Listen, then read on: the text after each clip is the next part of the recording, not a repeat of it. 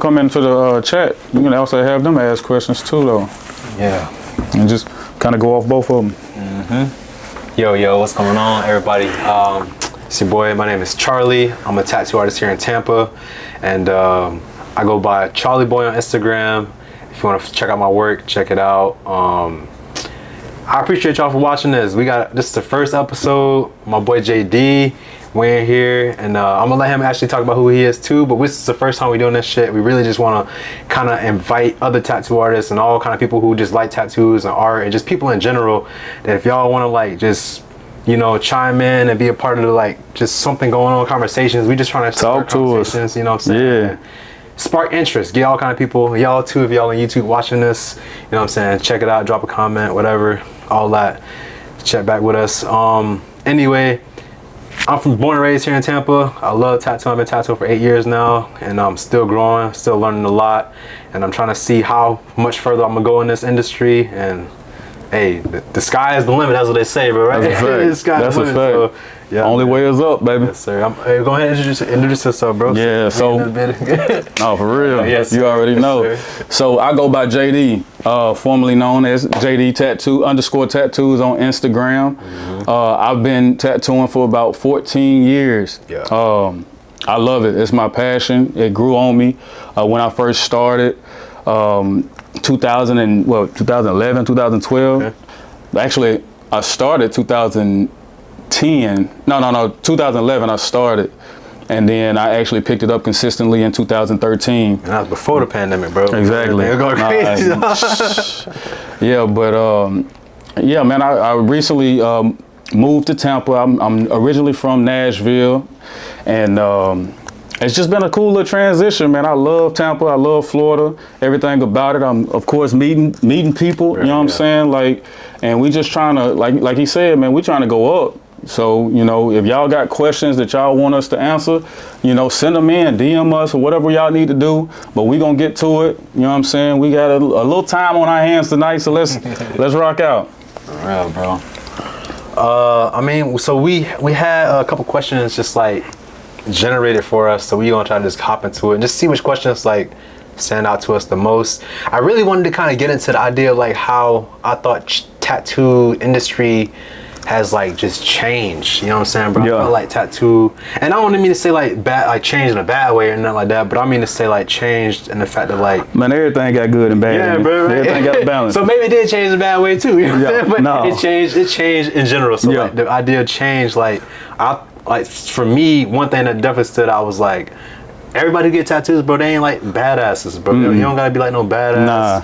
You don't gotta be no prisoner or nobody who broke the law. It's normal, average people getting tattoos nowadays, bro. Engineers, doctors, bro, old folks, bro. My clientele now, bro, since I've been to Tampa, my clientele is doctors. My clientele is nurses and people that administer Botox and stuff like that. So I'm reaching a whole new height, bro. That's what's up. I'm reaching a whole new height. So that's what's up, but these are people that you wouldn't even imagine seeing tattoos on or anything like that. I'm talking about these people making money, bro. Right? Yeah. So people we walk around daily, day-to-day basis. They might have a little Maserati here, right? A little Bentley there.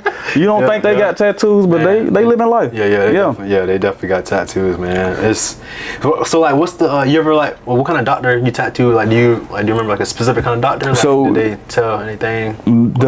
So you got neurosurgeons. Okay. You got a podiatrist. Okay. What's that? Foot doctor, right? Podiatrist. Got me. Something like that. There's something. One of them. They do something with the phalanges. You got podiatrists. I got people that administer Botox. So I guess that would be. Is that cosmetic? Plastic surgeons. Yeah. People like that on a day-to-day basis, man. These people are just average people. Once you actually get to know them, they normal. They show you any crazy stories or pictures? So I've seen a lot of pictures, man. Crazy. Of course. So my wife is a nurse practitioner too. So she come home. They do skin grafts and stuff like that. So you see big gaping holes where you can see all the way down to the bone. Man, that's crazy. Disgusting. That's crazy, bro. I don't know. That's the part of the medical field that I don't know if I would have signed up for. If I did sign up for it, I ain't gonna lie to you, bro. That's crazy. You can definitely get squeamish with dealing with stuff like that, for sure. I would definitely be squeamish on that, bro. That's crazy. So I got a question for you though. All right. What's the craziest tattoo you ever did? craziest tattoo I ever did, man. Okay, it's like a toss up between two. It's this lady. She came in with her I don't even think they was like married or had plans to get married, bro. But she came in there and she was like, I'm trying to get his zodiac symbol tattooed. I'm like, okay, bet. Like, what's his zodiac symbol? Come to find out he's a Scorpio. I'm a Scorpio. I was like, oh, dang, okay, homie, what's up, bro? But then it's just like, yeah, I'm gonna get it on my private part, though. I'm like, What part of your private we talking about, bro? She put it on top. What you say? I'm talking about in. Yeah, she's talking about in. Yo, bro, I was like, okay, and then like the whole time, homie, right there, like he pretty much sitting right here. Yeah. And like I'm tattooing her right here, and I'm like, bro, we good. I ain't gonna, I ain't doing nothing crazy. It's your girl, bro. I'm respectful, bro. You know what I'm saying? You came to me to get this tattoo, and I'm gonna do my best. That's all I'm gonna do. You gonna pray about it. We gonna get it done. Y'all can leave, bro. So that definitely was probably one of the crazier ones. Yeah. And then the other crazy story, bro. This girl walked in. She was like a young girl. She was like 19, I want to say. Fresh 19. I mean, she looked 19 too, but she looked good. She was a pretty girl, like a young girl. And I'm like, okay. I'm like, hey, what you trying to get done? She wanted to get like something around her neck. Or she wanted to get barbed wire tattooed around her neck. I'm like, crazy. Girl, why you want? It's your first tattoo. You want barbed wire around your neck? Dominatrix, boy. Bro, I'm like, man, I don't know what you got going on, bro. So, anyway, I ended up talking her out of that tattoo. Yeah. And she got money over niggas on the back of her leg instead. Oh Lord. Bro, and I'm the only black tattooist in the shop, so I just felt like I was supposed to do that tattoo. Oh my God. So long story short, I did that tattoo, bro. That shit was crazy, and I was like, she had to get her get backs. You know, everybody got MOB. Yeah, bro. I'm like, everybody got that. I should be doing this, or if this is just like, you know what I'm saying? I don't know, bro. That shit was crazy. That's crazy. Yeah, man. MON. Manyan. Right? How about you? So, do you remember any like crazy tattoos? Man, I'm gonna tell you this, bro. I tell this story all the time. The craziest story I got with tattooing, man. This lady walked in. We was actually about to close, and she walked in. It had to be like probably about 7 o'clock at night. Okay. Typically we close at like 6. We probably just kind of kick it around. She come in and she was like, I got this crazy tattoo that I want to get. And we was like, okay, what you got in mind? She was like, I want to get it on my butt. I want it. It's 2 words, and I want one on one cheek and one on the other cheek. I'm like, I'm thinking like, okay, first of all. One on one cheek. There's gonna be some big letters. I'm sitting here like, okay, so she just freak nasty for real. So that's all. That's the first thing I'm thinking about. Then we get into it. I'm like, okay, so what is it that you want? She's like, I want cum dumpster. Oh my God. And I said, wait a minute, what? She said, I want cum dumpster. I want cum on one side, and I want dumpster on the other side. Oh no. And I'm like, she didn't want a picture of a dumpster. She wanted the word dumpster. No, she wanted the words. No. And she didn't want them like plastered on her butt, but she wanted them bold enough to be able to read legible. Yeah. So I'm just, at this point I'm trying to water it down. Okay, baby, you got to understand. At the end of the day, you got kids, right? Mm-hmm. And she was like, yeah, I got a couple kids. And I was like, okay, so just think about you going to the beach with your kids, and you got a bikini on, and you got people out here looking at your kids. For one, looking at you, not your kids, but looking at you. Yeah. For one. And then for two, your kids gonna get older and they gonna be able to read. Mm-hmm. You know what I'm saying? Yeah. So now you gotta. Their friends gonna be able to read. Yeah, like, you gotta figure this out. Yeah. So I talked her down to Daddy Slut. Wait, what? You talked her up to Daddy Slut? No, cum dumpster way worse. I talked her down. She got Daddy Slut. Bro. And then about three months later, she called me. We had a 45-minute conversation about how her and the guy was no longer together. Oh my God, bro. So she needed to cover up? No, I ain't heard from her since. We had that one. Literally, we talked on the phone for 45 minutes. Well, she talked to me for 45 minutes, and I was just like, I had to. Hey, baby, look, I got family in the crib. Yeah. I can't talk no longer. Like at this point, right? Like you've been reiterating the same thing over and over. So I ain't heard nothing from her, but she definitely still, as far as I know, Either she's still walking around with daddy slut. She's still daddy slut, dog. She's still somebody's slut. Somebody's daddy slut. Hey, yo, man, long story short, bro, we as tattoo artists, we care about y'all, so we will give you a better option than the first option you got. No, for real. No, for real. I mean, don't get me wrong, y'all. That's crazy. I still be thinking about that, you know what I'm saying? I still be praying about that one because at the end of the day, but she wasn't taking no for an answer. Yo. So she was walking out of there with something. You know what I'm saying? Yo, so right. At the end of the day, it definitely beats cum dumpster. For sure. For sure. Yo, you can slide with daddy slut. Right? You can always change it. Damn. You can always change the U to the O. Daddy slut. Man, daddy swipe. No. Swipe. Yeah. Yo. All right, so we're gonna kick it off. That's wild. Let's take it back to the beginning. That's a wild story. I ain't gonna cap, bro. You done got me on that one. My story. Hey, bro, it don't get no wilder than that. I got a vagina story too. Oh Lord. But it ain't bad. Like she just came in. Her I think it was her husband's birthday or their anniversary or something like that. She came in and she got his name on her vagina. That was about it. Man, as far as I know, I don't know if they still together. That was the only tattoo I ever did on that girl. She came in out of nowhere. Man, you know what's crazy? Like I was thinking about, like, do you think name tattoos gonna ever stop, bro? No. I feel like sadly, but no. People always like they hear about it. Because I had a customer, they be like, I feel like people know about like the stigma of it. They're like, oh, if I get the name, we probably gonna break up. Mm-hmm. But then people still be doing that shit. Because everybody just they up for the challenge, bro. At the end of the day, everybody like, not us. Challenge. Not us. We good. Not us. We straight over here, homie. No, man. Name tattoos ain't going nowhere, bro. Right. They not going nowhere. Mm-hmm. It's definitely sad, but at the same time, man, people just for whatever reason they feel like that's the ultimate show of affection or display of love, and I just don't see it. Yeah, man. I feel like I would rather get like a matching pizza. Or like a matching, like a little matching empanada. Instead of matching pizza. Little empanada or something, bro. Man, I feel like that's kind of creative. Yeah, like, all right, like a little bite out of you get a bite out of your empanada, I get a bite out of my empanada. Who bit it? We both bit either one. You know. That's crazy. That'd be dope though. You take a bite out of the pizza, and then on the other person you just put dots where the pizza was supposed to be at. That'll be lit. That'd be hard, bro. Yeah. Or you have somebody have a wine glass and the other one got the water, the wine pouring into the. Yeah, that'll be hard. Yeah, man. Look, we drunk. We think about Flash right now, bro. This is Flash, man. Everything can be Flash, bro. Right. Everything. So, do you still use Flash? I do draw Flash. For me, like I feel like it's kind of fun to just draw it up and like I post it, but sometimes like I don't get people that always hit on all of it. Mm-hmm. But I be like some people, oh that's dope. I try to think about like some of my clients. Some of them say they like creepy stuff. Mm-hmm. Some like the cute stuff. Some like colorful stuff. Some like black and gray. So sometimes I kind of keep that in my mind when I'm designing stuff. And that way, when I make the Flash, it's almost like catered to certain people. Yeah. So that's the way I do some Flash. But then I do allow my clients to come to me too with their ideas. They're like, yo, I want to get this and this. All right, bet. Let's put it together. I talk to them. I don't think it's a good idea. Oh, I think that's a good idea. Stuff like that. So yeah, man, I ain't gonna lie to you, bro. As far as like creative drawing and stuff like that, I ain't probably drew in about 6 years. No, I thought you did draw at the convention. Remember in Miami? Cause that 6 years ended, dog.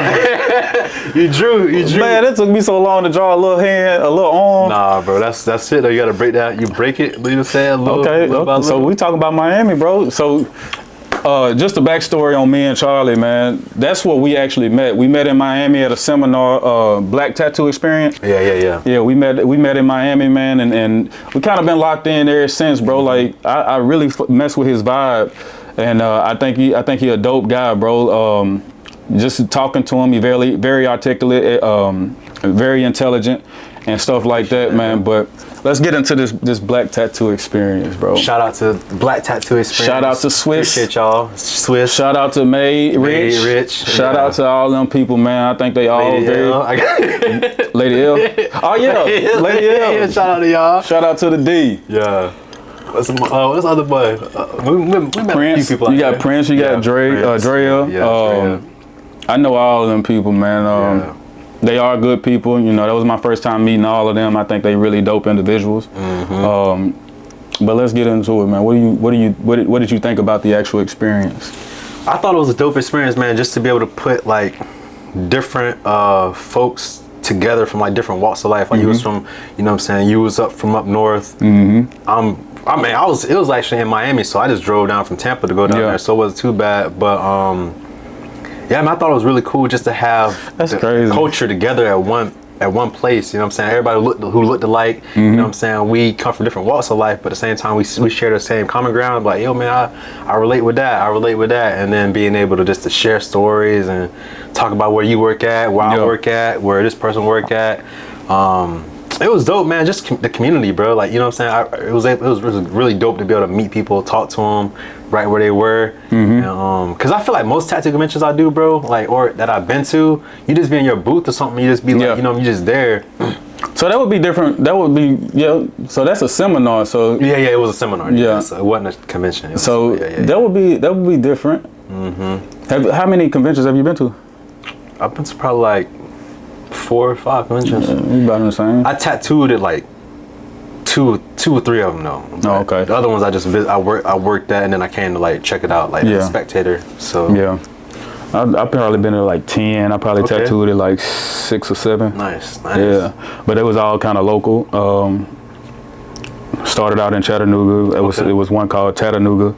That was dope. That was my first experience in conventions and stuff like that. I thought it was dope. Of course, we moved. Like I said, I'm from Nashville. We went to Knoxville, Atlanta. Where else I go? No, majority of them was Knoxville, Atlanta. Yeah. Okay. Yeah, it was just different actual conventions and shit and stuff like that. Okay. But yeah. What was it like this? So what was the first time like doing a convention, bro? Like, was it like something you expected, or like was it something like you just like, hey, did you do it by yourself too, or were you like with people? My partner back home, man, we had a tattoo shop. I let him take over the whole thing, man, and he just kind of was showing me a new light as far as this industry and stuff like that. Of course, you know, we black artists, so we all consider ourselves kind of self-taught and stuff that. So I was kind of maneuvering on my own, and then once I actually teamed up with him, he showed me a whole new light of the tattoo industry. That's when we started going to the conventions and stuff like that. So we was kind of like going tag teaming these conventions together. And my experience for the first one, it was kind of what we doing now. You know what I'm saying? Like when I first went to that first convention, I had a camera. I had a cameraman. Shout out to Jeff. Okay. That's my dog. We've been knowing him for a while. He came down there. He actually, and I'll have some clips and stuff like that we can actually insert in there. He came down there with me, and we had a little crew of people that was just kind of just vibing out. I did my first head tattoo at my first convention. Crazy. It was insane. Shout out to my dog T. Yeah. He got a rose on his head. That boy like died that day. But yeah, man, the first. How big was the rose? How big was the rose? It was the head, half the size of his head. He got a little head. Yeah. So it was a nice little. Yeah. He got a little brain rocker. Yeah. That tore him up. But yeah, my first experience was dope. And it was way easier than I thought it was going to be. But that Chattanooga was also a smaller convention too. So it wasn't necessarily like if you went to like a Atlanta convention, like Villain Arts, or the Philly Villain Arts, and something really like that. Yeah, because I ain't gonna lie, when I first went to the Atlanta convention, I literally had a panic attack, bro. Yeah, because I was 100% overwhelmed. I had my client, well, actually it was somebody from Atlanta that came and got tattooed by me, and then I had like 3 other people that was trying to get tattooed. So I was like literally trying to juggle all of this at one time, and that was my first experience dealing with that fast pacedness. So how many days was you tattooing? Was that all? I tattooed the entire week, so Friday through Sunday. Okay. Yeah. So you had 3 people waiting on you one day? Yeah. Damn, bro. Yeah. That's crazy. So when you go to Atlanta, you go to Philly, you go to Chicago, those are like the big circuits. I think Minnesota or something like that. Those are the big circuits. So you gon', that crowd, that generate some people. Yeah. That pack is lit. But yeah, man, my Atlanta experience was lit. I loved the Atlanta convention. I didn't really get to do the extracurricular activities because I was just focused. Yeah, locked in. But yeah.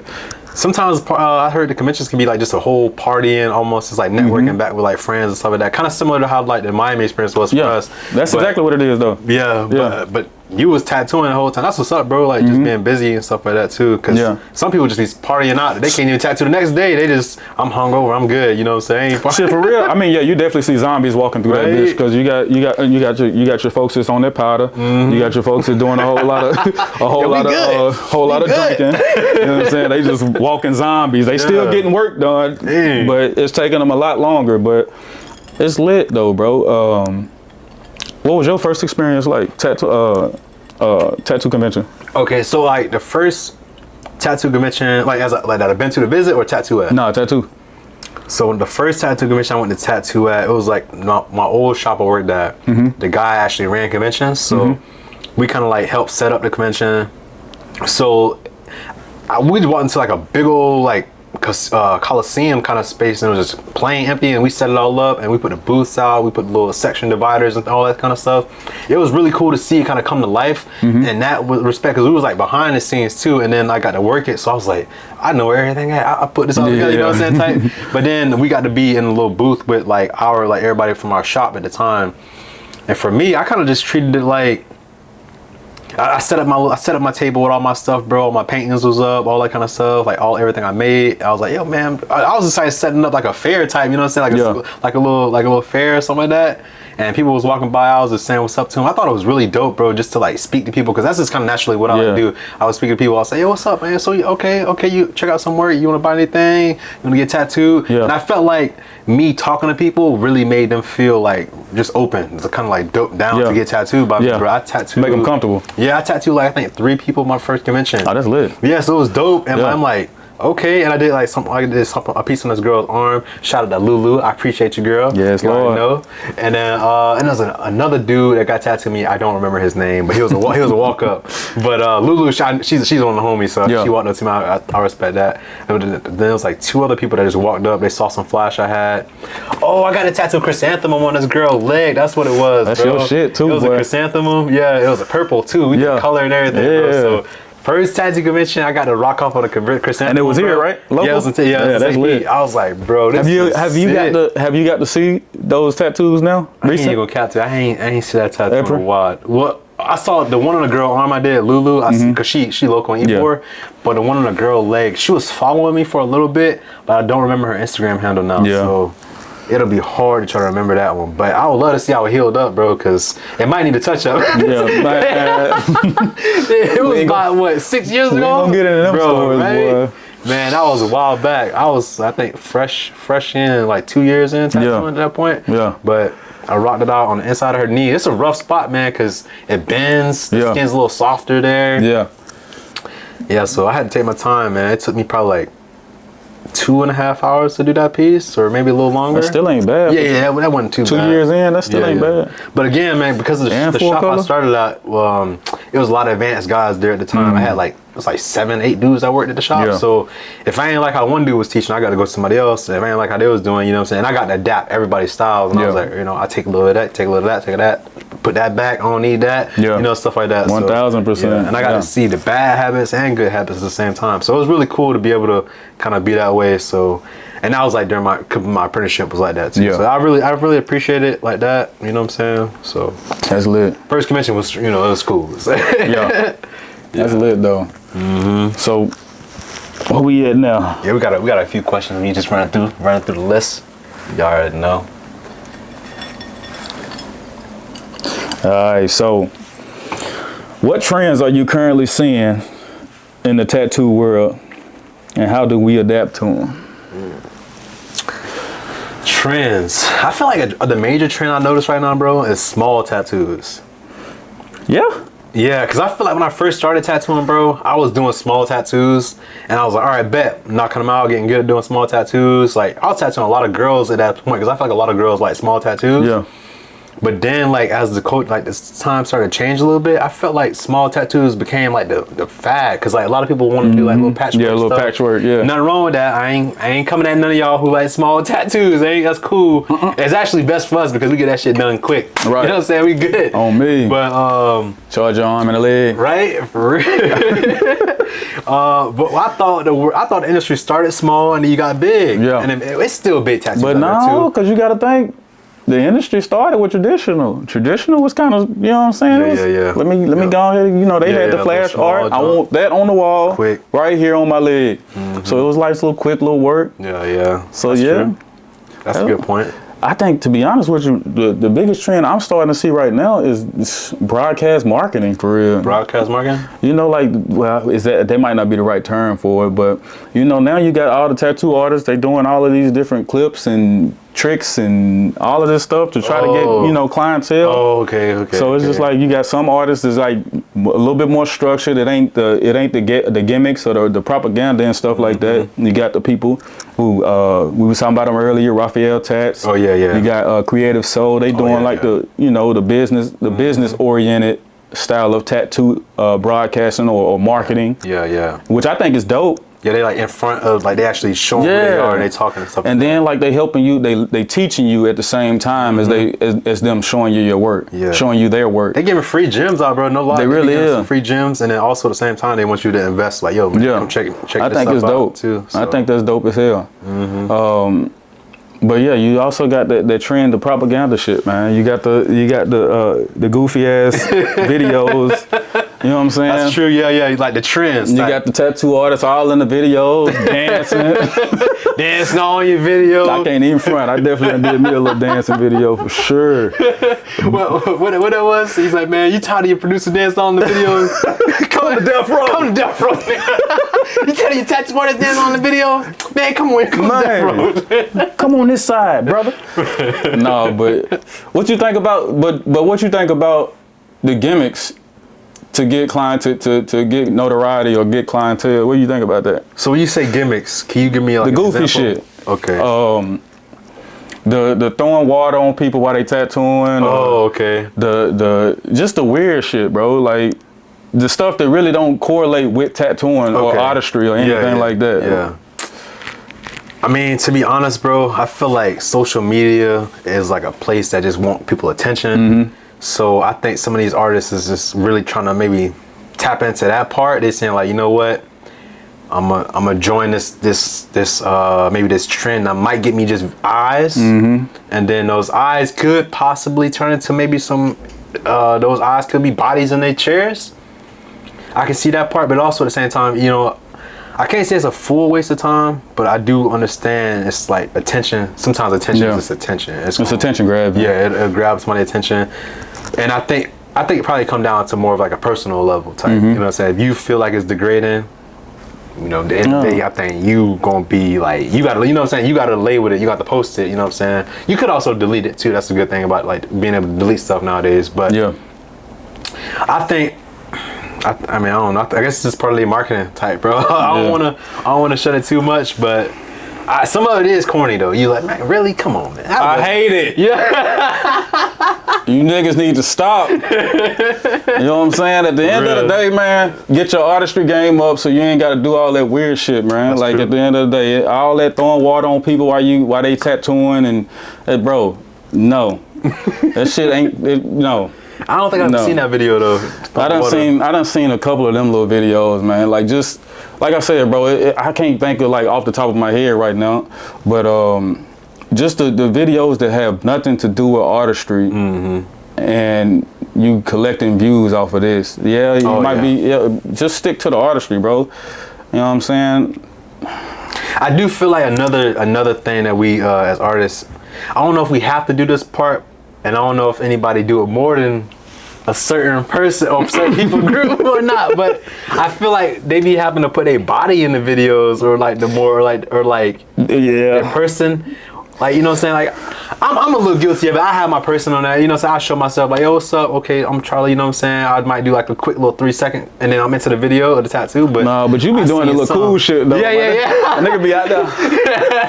I try to show my personality a little piece, bro. But I think that's dope. Stuff like that is dope. You know what I'm saying? Yeah. Like I mean, I get that, but like it's legitimately, genuinely goofy shit. Like it's not like you showing your person. Well, I'm sorry. maybe you are goofy. Maybe you are goofy. Right? But I mean, stuff like that, I think that's cool, bro. But like I said, bro, like throwing water on people, pouring, it's just that particular type of example. Like, okay, in that criteria, whatever fits that particular criteria, you know what I'm saying? Yeah. It's weird. Mm-hmm. But like, if you showcasing your personality and it's genuine, that's what it is. Along with the art, too. If it's authentic, like it ain't nothing you just putting on for the camera. You know what I'm saying? For sure. If you showcasing your authentic self, and that's cool. You know what I'm saying? Like, you like to do your little thing. You be skateboarding before you post your videos. I think that's dope. Yeah. You know what I'm saying? People showcasing themselves, drawing the tattoo before they actually do the tattoo or show the tattoo or whatever the case may be. I think that's dope. You know what I'm saying? But I understand, like you said, bro, social media is attention seeking. That's literally what it's made for. So do what you gotta do, man. But I hate you niggas, man. For real.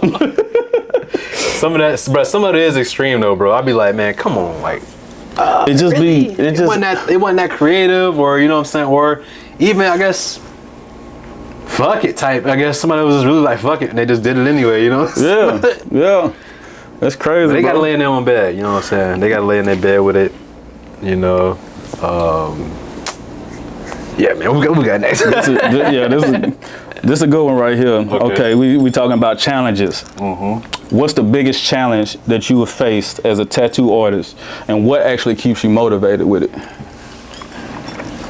Biggest challenge I faced with as a tattoo artist.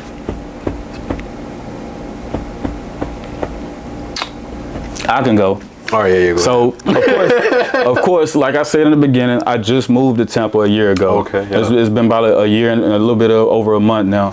And that has been my biggest challenge, because I kind of left a 13-year career or 14-year career behind in Nashville. So coming from being booked up a month in advance to being booked up every other week, or not booked up, but having a client every other week. Yeah. You know what I'm saying? It's been a big challenge, because it's financially, you know what I'm saying, I'm not able to do what I need to do. Yeah, for sure. You know what I'm saying? And you know, niggas ain't trying to get no job, bro. Yeah. I've been doing this for 14 years, bro. Successfully doing it for 14 years. I'm not trying to go back to no $15, $20 an hour. Yeah, you know what I'm saying? And it take time away from your creativity. Exactly. You being able to do that. So, but what keeps me motivated? So it's a two-part situation. First and foremost, my faith in God, and understanding that regardless of what's going on right now, I know He set me up for a bigger purpose. Yeah. You know what I'm saying? And if I'm not in a space that I feel like I should be, it's because He's trying to get me to understand and learn something. Yeah. So that's what keeps me motivated first and foremost. Secondly is just people coming to Tampa from Nashville or from surrounding, areas to get tattooed, continue to get tattooed by me, because they don't want to get tattooed by nobody else. Yeah. That's definitely keep me motivated, because at the end of the day, it just showed me that I have set a mark, in my city and in this world. So I think that's dope. And just even thinking about that, bro, like, bro, you a tattoo artist. You really set a mark in people's lives for the rest of their life. Yeah, and on their skin. Yeah, exactly, bro.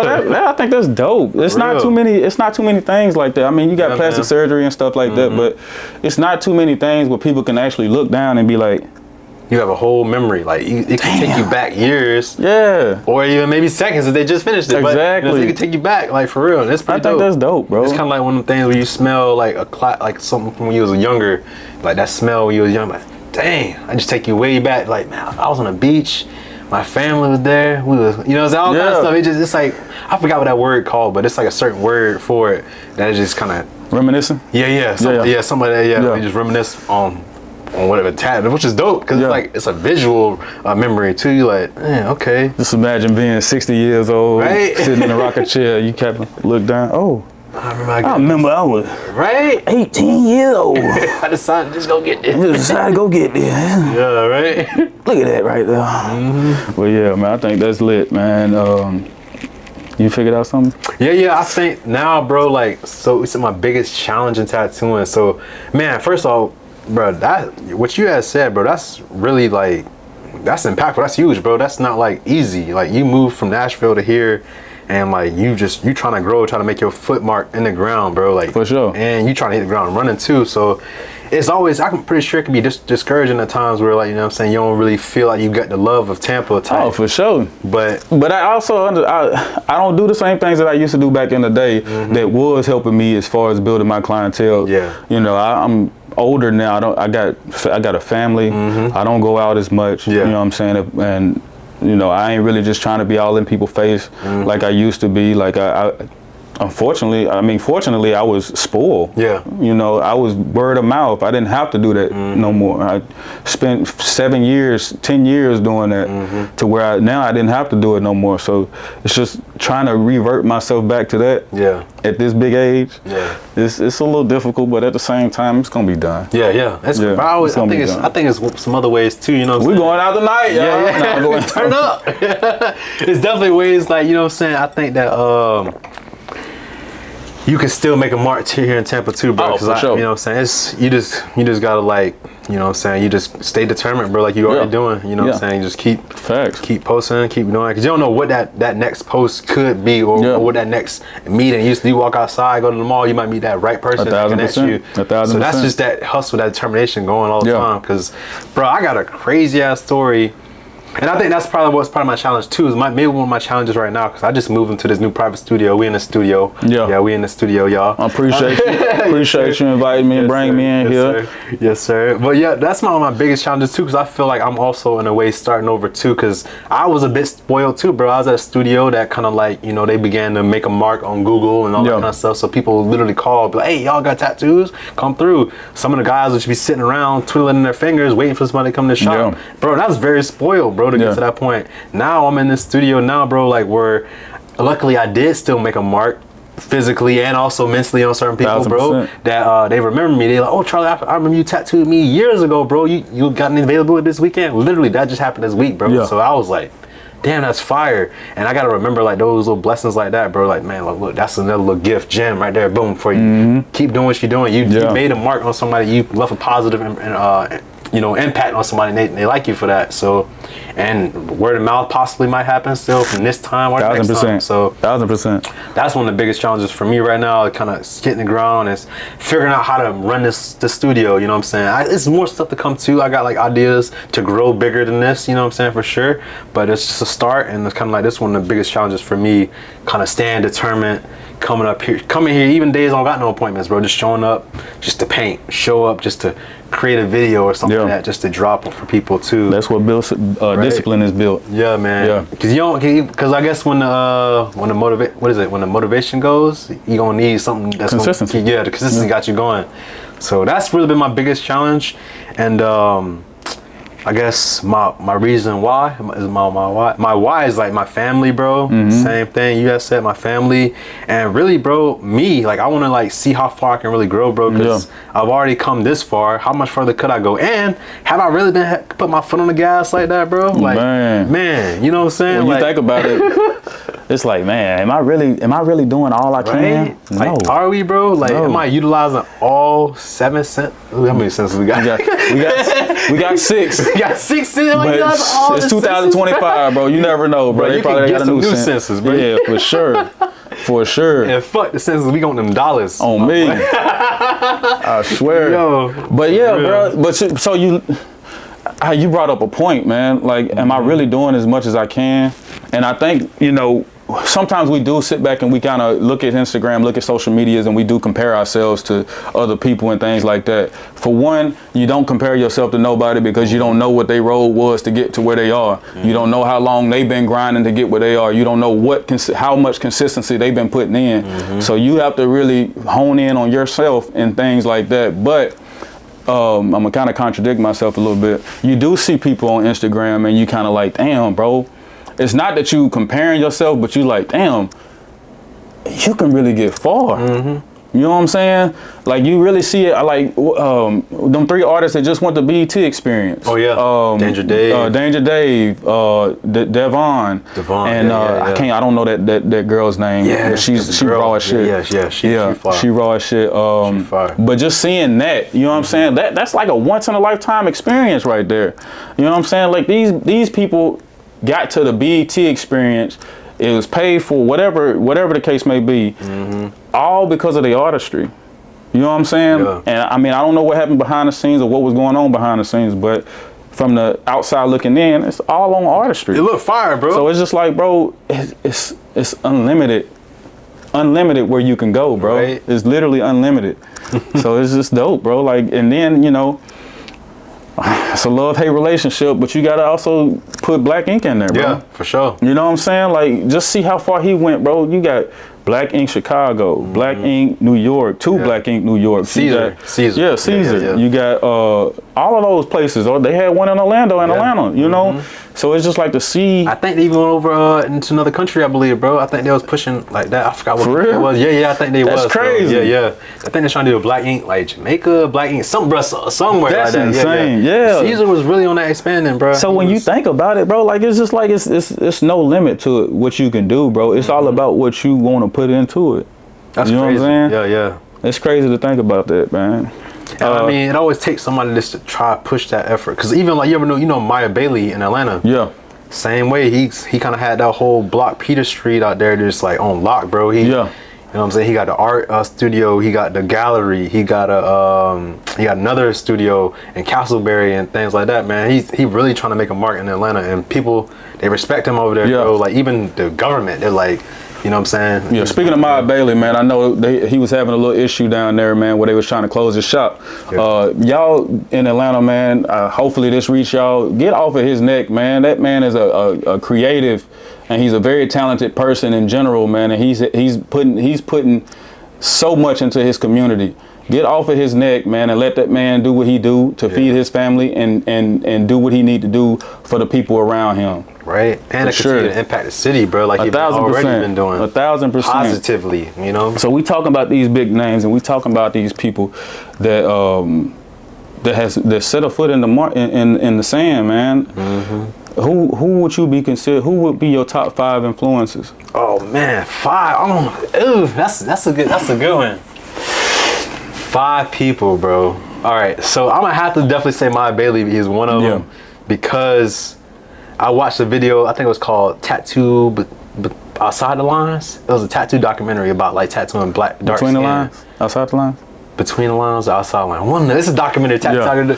We look it up. Don't quote me on it, but it's one of them documentaries. It's tattoo between the lines or outside the lines. Something like that. Yeah. One of them. And that documentary was just fire. It just opened up the idea of like how like tattooing on darker skin was just how important it was, bro, and what it meant. Like to the point that when you understand tattooing on darker skin, bro, you can tattoo lighter skin that much better because you using your contrast that much better. So you realize I'm using more black, less black, less white, more, more open skin, all that kind of stuff. When you can read that, somebody who's like fair skinned, bro, you can see that tattoo from across the room. And then somebody who's a little darker, it's just bigger and it stands out more. Yeah, bro, that documentary was fire. Ever since I seen that, I was like, bruh, what? Because everybody on that documentary, to me, they just looked like they just knew what they was doing. You know what I'm saying? They was like big names. Yeah, bro. And Maya Bailey, he's dope. He's like a human, bro. So he raw biz, and he got his own style. And he reached back out to you, bro. For real? Yeah, he ain't on no like, okay, you know what I'm saying? He'll reach back out to you. He ain't on no higher pedestal, none of that stuff. Yeah, bro. That's lit. Another cat is Andre Malcolm, bro. He's out in Cali right now. I got tattooed by him actually in Cali. He hooked me up with this piece, bro. It was a vibe, bro. I got to meet him. Henry Lewis is another cat out there. He's another black tattooer in San Francisco, killing it. Man, it was really dope. I got to meet May Rich. May Rich was, I look up to him too, man. That May man was Rich on TV, fire. bro. Like, May Rich fire. He was on Ink Masters as well. Bro, just impacting the city, man. Impacting the youth too. Like and hella business oriented, boy. That boy know about his business, man. Real. And family oriented as well, bro. For sure. He got a kid. Yeah. I always see him posting about his kid and his lifestyle, working out. He you know what I'm saying? He definitely motivate me in that regard too. I saw him put his like workout videos on the Instagram with the tattoos. I'm like, damn, okay. I like how you like show your personal life with what you like to do too. That's fire, bro. It's that balance, bro. So that's fire. That was fire. I feel like we're gonna have some of the same people gonna be saying, but whatever. That's number 4. I think that's 4 that's now. That's 4. Oh man. I'm so sorry if I don't mean to leave nobody out. It's just a lot of people. We ain't leaving nobody out, man. It's all respected. Y'all know how we feel. Another cat I got to meet, man. He was in Japan, though, man. Oh. Ichibe. His name is Ichibe. And this man, I love Japanese tattoos, Yeah. by the way. So like, I met this dude out there, bro. Super humble dude. I didn't even know who he was, bro, until later. I went home that night and I was like, I was chilling with this dude the whole time, bro. Hanging out with this man in the shop. It's called Three Ties in Tokyo. Yeah. In Harajuku, Tokyo. Bro, I got tattooed on my side out there. I don't even know if y'all can see this on the stream, but I got a little. That boy clean too. Got a little piece. You know, normal tattoos, and people really think that tattooing in Japan is like illegal and all this stuff. It is like looked down upon, like almost on something like it's almost on something like the Yakuza's type gangster type vibe. It still has that appeal to it. And but at the same time, bro, a lot of the young people still getting tattooed in Japan, bro. The new tattoos. I seen somebody with neck tattoos, face tattoos in Japan. I'm like, bro, what? That's crazy. And most of the time, people be like, nobody got tattoos in Japan. Hell no. You go there, bro, you will see people with tats. You know what I'm saying? And a lot of people wear long sleeves. They keep them covered and stuff like that too. But then you got some cats just young, pretty much like YNs in Japan. Yeah. Like they walk around, got face tats, all that kind of shit, bro. It's crazy. Head tats.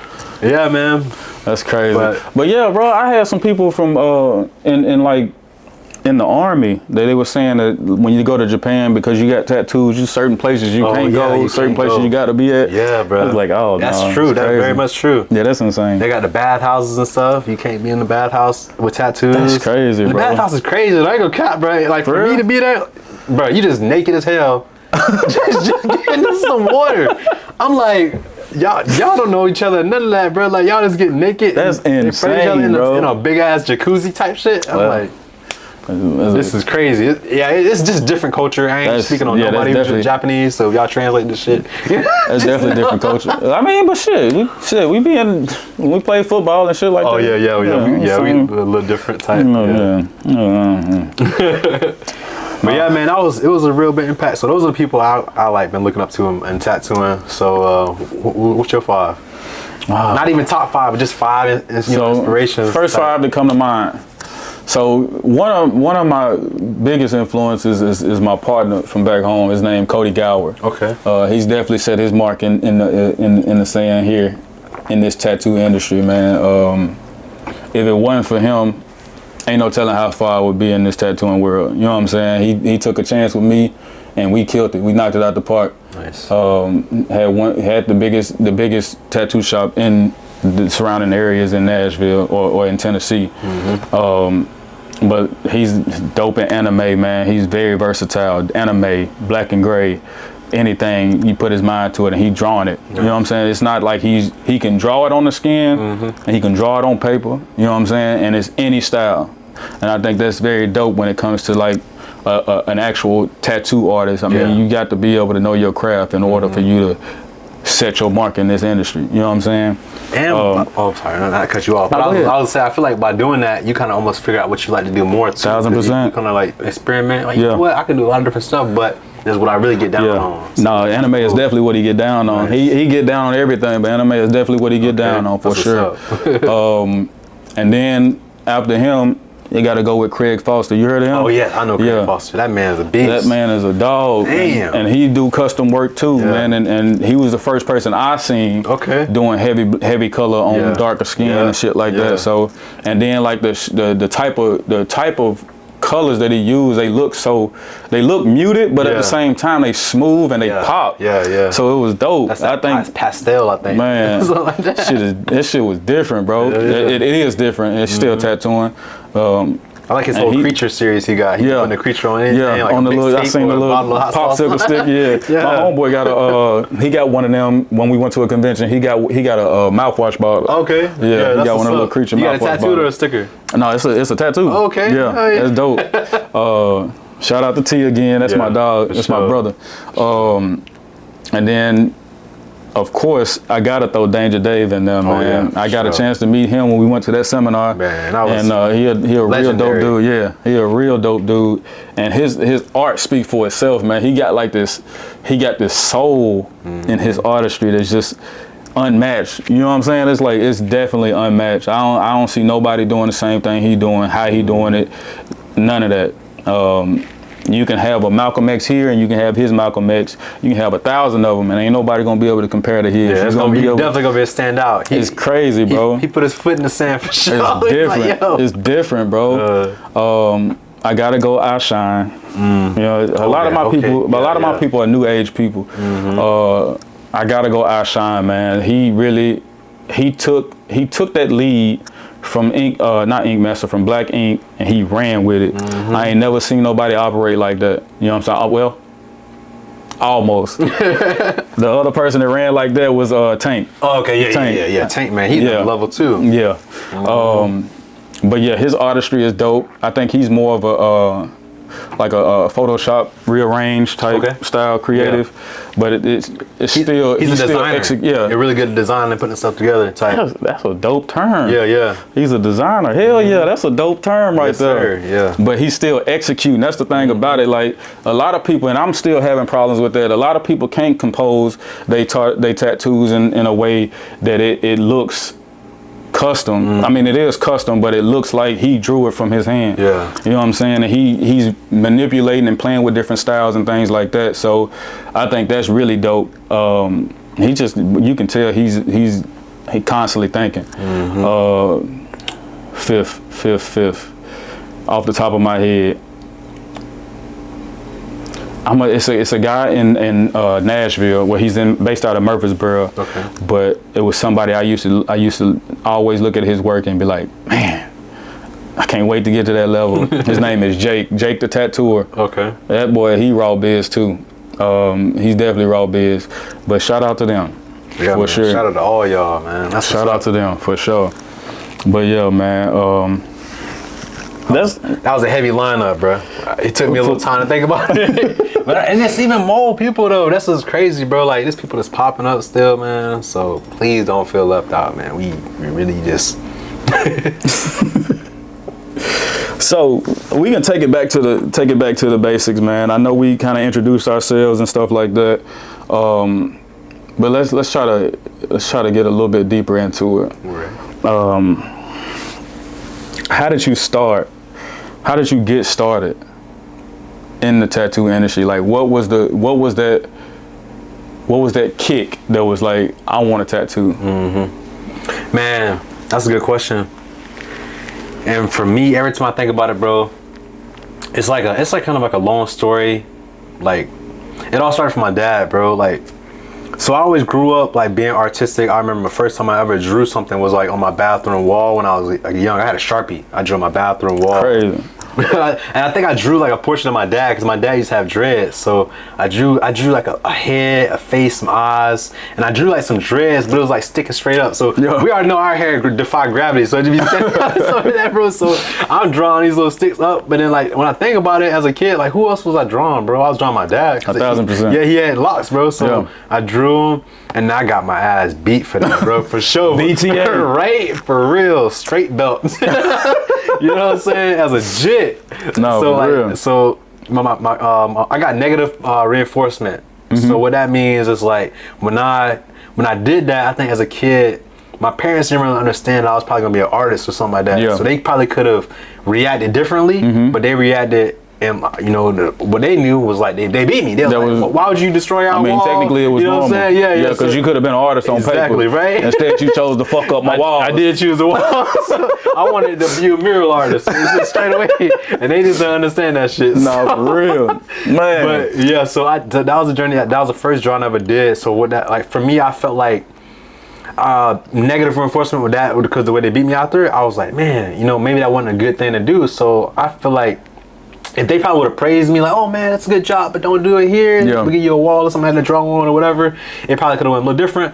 But I always think, man, like God just got his own path, bro. He like got us, and we still gonna go like what we want us to do type. But after that, like I slowed down on the drawing like that. But I remember like in middle school, I always would just be drawing, and people was always impressed with my drawings. It was like very detailed. I remember another drawing I did. It was like a farm, and I remember drawing specifically like a little. It was called an egg-o-matic, and it was pretty much like a chicken coop. But the chickens will always stay in the coop, and they'll just be pooping out eggs, and the eggs. So the eggs just be coming down on a conveyor belt.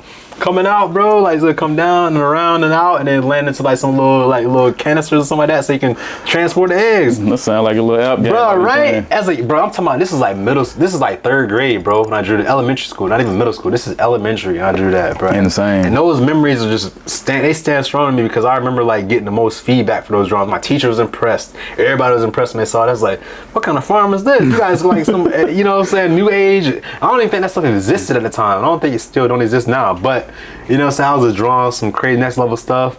And just to speed the story up a little bit, I kept, you know what I'm saying, I kept drawing. It was all just for fun, just to like, express myself.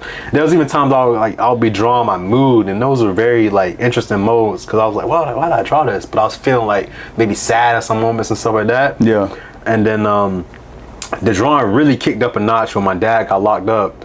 So he was locked up in prison, and he'll be writing letters to me. We would write letters back and forth when I was young, and we would draw on paper. He'll send me drawings, and I've always wanted to draw just as good as him or even better. So it was like, to me, it's like a little challenge. I was like, damn, my dad can draw so good, bro. That's what's up. And I try to draw I try to draw something, and then like it was like motivation for me. So I just kept like figuring it out. I'll be drawing, and bro, like I remember taking a couple little drawing art classes. And I always was like just a little bit more advanced than certain people, but I never really locked in on art like that. So I think time flies a little bit. Now we in high school. So I took actually some art classes where I'm drawing perspective. I'm looking at buildings and I'm drawing the angles of the building. I'm drawing how it look down, going down perspective and all that stuff. And I've always been into details, stuff like that. So I just like try to draw it, figure it out, like, all right, pay attention to it. And then I remember, I've always got good reactions from my drawings. People like, bro, are you an artist? Bro, you might as well be an artist. You might as well do this and this. I was like, man, I'm just doing this to do it, bro. It's fun. This is fun. Then I had another uncle. This man was locked up too. So he got out. He showed me a new perspective of how he drew. He would draw like with grid lines and stuff like that. Yeah. So he would use little grid lines, and he'll name each grid line like A1, A2, A5, A6. And there's a detail that went into each little grid line, A6 and B7, you know, all kind of stuff like that. So when I'm up there drawing each little grid line, bro, it was, you know what I'm saying, I'm taking my time and figuring it out and doing it and stuff like that, bro. And, you know, I just started learning how to draw portraits like that. But I had to go back and erase the grid lines. So it was just very like, kind of messy, but it was another way to like, you know what I'm saying, be a part of like I don't know, I guess like a process. So I learned a lot from him doing that too. Yeah. And then like I said, when my dad got out of prison, bro, he had hella tats on him. Tatted up. Yeah, my dad was tatted up. Subway in Harlem, my boy. Bro, I'm like 11 years old, 12 years old at this point, and I'm like, damn. Like, I'm like, Dad, where you get that from? You know what I'm saying? Like, what does that mean? You know, what is this? You know, this kind of stuff. And he's like, oh, I got this I got this in jail, whatever. I got this in prison. And he had a tattoo machine. And he was like, man, if you don't know how to tattoo, I got your machine. Yeah. I was scared. I'm 11, 12 years old. I'm scared. So he was like, already doing it? Yeah, my dad was tattooing. Yeah. He was tattooing like my aunt and stuff like that. Yeah, in jail too. He would tattoo my aunt, my cousins, all kind of people like that. He was a scratcher. You know what they call that shit? But it was like, he ain't never really had no professional experience, none of that shit. But he was just doing it. And I remember he always just had the idea open to me. He was like, you want to learn how to tattoo? I got this all this stuff just for you. You know what I'm saying? Yeah. And I'm 12, 13 at the time. So I'm like, bro, I don't know if I really want to do this. I don't know what it is. I don't know what tattooing is. I ain't trying to fuck nobody up. Yeah. None of that. So anyway, he like some time went by. He had this book called A Tattoo Bible. So like I read it and I'm going through it, and it's talked about getting like an apprenticeship and stuff like that. What's up, y'all? He talking about some, he's like the book was talking about getting an apprenticeship and like, you know what I'm saying, getting to like around people who actually tattoo, get some insight and stuff like that. So I got that part. I was like, damn. Like, so damn, I'm sorry. I messed up the story a little bit. So before I got the book, I was like 15 years old, and I had been drawing a lot in high school. Cause 15, you in high school. So I told my dad, I was like, you still got that machine? I called him up, like, you still got the tattoo machine? He was like, yeah, I still got it. It's yours. Come get it. So I drove over his house. I went to go pick it up, and then I had the machine. I started messing around with the machine, trying to plug stuff into it, trying to see how the needles work. And the book. And at that time, it was coils. Yeah, bro, it was coils. Yeah, it was coils. So the book was really showing me how to break everything down from the needle to how to put it all together and stuff like that. So I start following the instructions. I see how to put a needle on. I see the dip in the ink. All right, now the machine running. Press the little foot switch. Everything going. I'm like, okay, this is crazy. Yeah. So then, bro, the only skin I had was my own. So I fucked around, put like a little heart on my leg. I'm gonna see how this bit work. I started messing around with it. Yeah. And I had some friends. I was like, yo, bro, tap my finger, or tap this on my leg, bro. Like I was doing some little taps in the house, and then I went to the book and I got to a certain chapter in the book and it talked about apprenticeship. I was like, what does apprenticeship mean? What does that So I even reading mean? that shit. Yeah, I started reading it. I was like, oh shit! It's like don't tattoo out the house. Or Yeah. I'm like, bro, what are you talking about? And then it's like, go get an apprenticeship, this and this. So I went and I started doing like an apprenticeship. I started seeking around the city, asking from like door to door, pretty much like knocking on doors, like, hey man, like, is there any way I can like learn how to tattoo? And the whole time I still been drawing the whole time though. So like I put like a portfolio together because the book talked about put a portfolio together.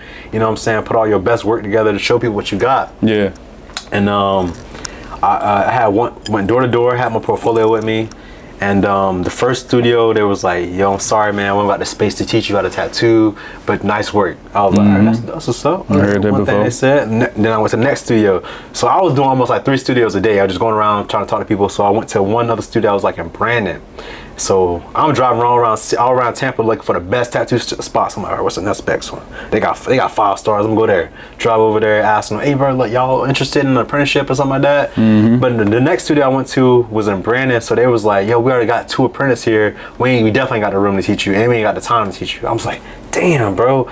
But like they actually took the time to look through my portfolio. They was like, let's see your work though. They looked through it, flipped through it. They was like, man, you got some good work here. That's what's up. But we just don't got the time to teach you. So for me, bro, when I heard that, I was like, damn, I got something now, bro. So they like my work. I got good work, but they just don't got the time to teach me. Yeah. So I got to find a person who got the time to teach me. That's it. And I got the work. That's already good drawing and stuff like that. So that was like already me, like, you know what I'm saying? I was feeling myself with that. So I go to the next studio. Same thing. Nobody got the time to teach you how to tattoo. I'm like, man, this is so discouraging, bro. So I gave up, actually. I think I gave up from that whole search about 2 years, bro. Yeah. And I started going to USF. I'm still taking art classes and stuff like that. I still love art the whole time. So then I meet this dude. I don't want to say his name, but I met this dude. I went to his studio, and he gave me the whole rundown. He's like, so let me see your work. So I showed him my work. So at that point, I have hella work, but I have so much work. But the thing is, my work was very sporadic. Yeah. So I'd be drawing like 1 month, I draw 3 or 4 pieces, take 2 months off. Third month, I come back 1 piece, half drawn though. So I showed him all that kind of stuff. So he looking through, he's like, man, this is dope work you got, but it's not. What's up with the dates? My bad thing. I was putting dates in there, bro. So he's like, why your dates are so sporadic? You got January, then you got March, then you got April.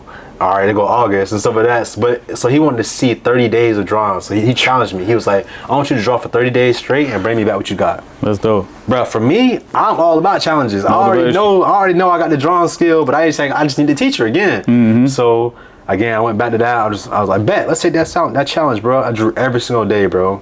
From a sketch to pen to ink to color, all that from straight finish. I had a packet, bro. He pretty much helped me develop a whole nother portfolio. Damn. So I went back to him. I was like, bro, here's my 30 drawings. That man told me, I'm not teaching nobody right now. I'm sorry. I was like, are you serious? Asshole. Bro, you just had me draw 30 days straight, and now I'm addicted to drawing? That's literally how it went in my head. I was like, it started slowing down. I'm like, wait, hold up. This dude just like low-key taught me something, bro. Like, the way I was raised, bro, I always try to see the glass half full, bro. I'm like, so always. What's the positivity in this? And the positivity was I became addicted to drawing, bro. Like to that point, literally every day I was like, not even from him, I was just like, damn, what could I draw today? What can I draw today? You know what I'm saying? It was on that type tip. So that's what led me to a 2-year like break off, because at that point I had to go to college. I had to figure something else out. I was like, man, if he ain't gonna accept me, bro, I don't know what's going on.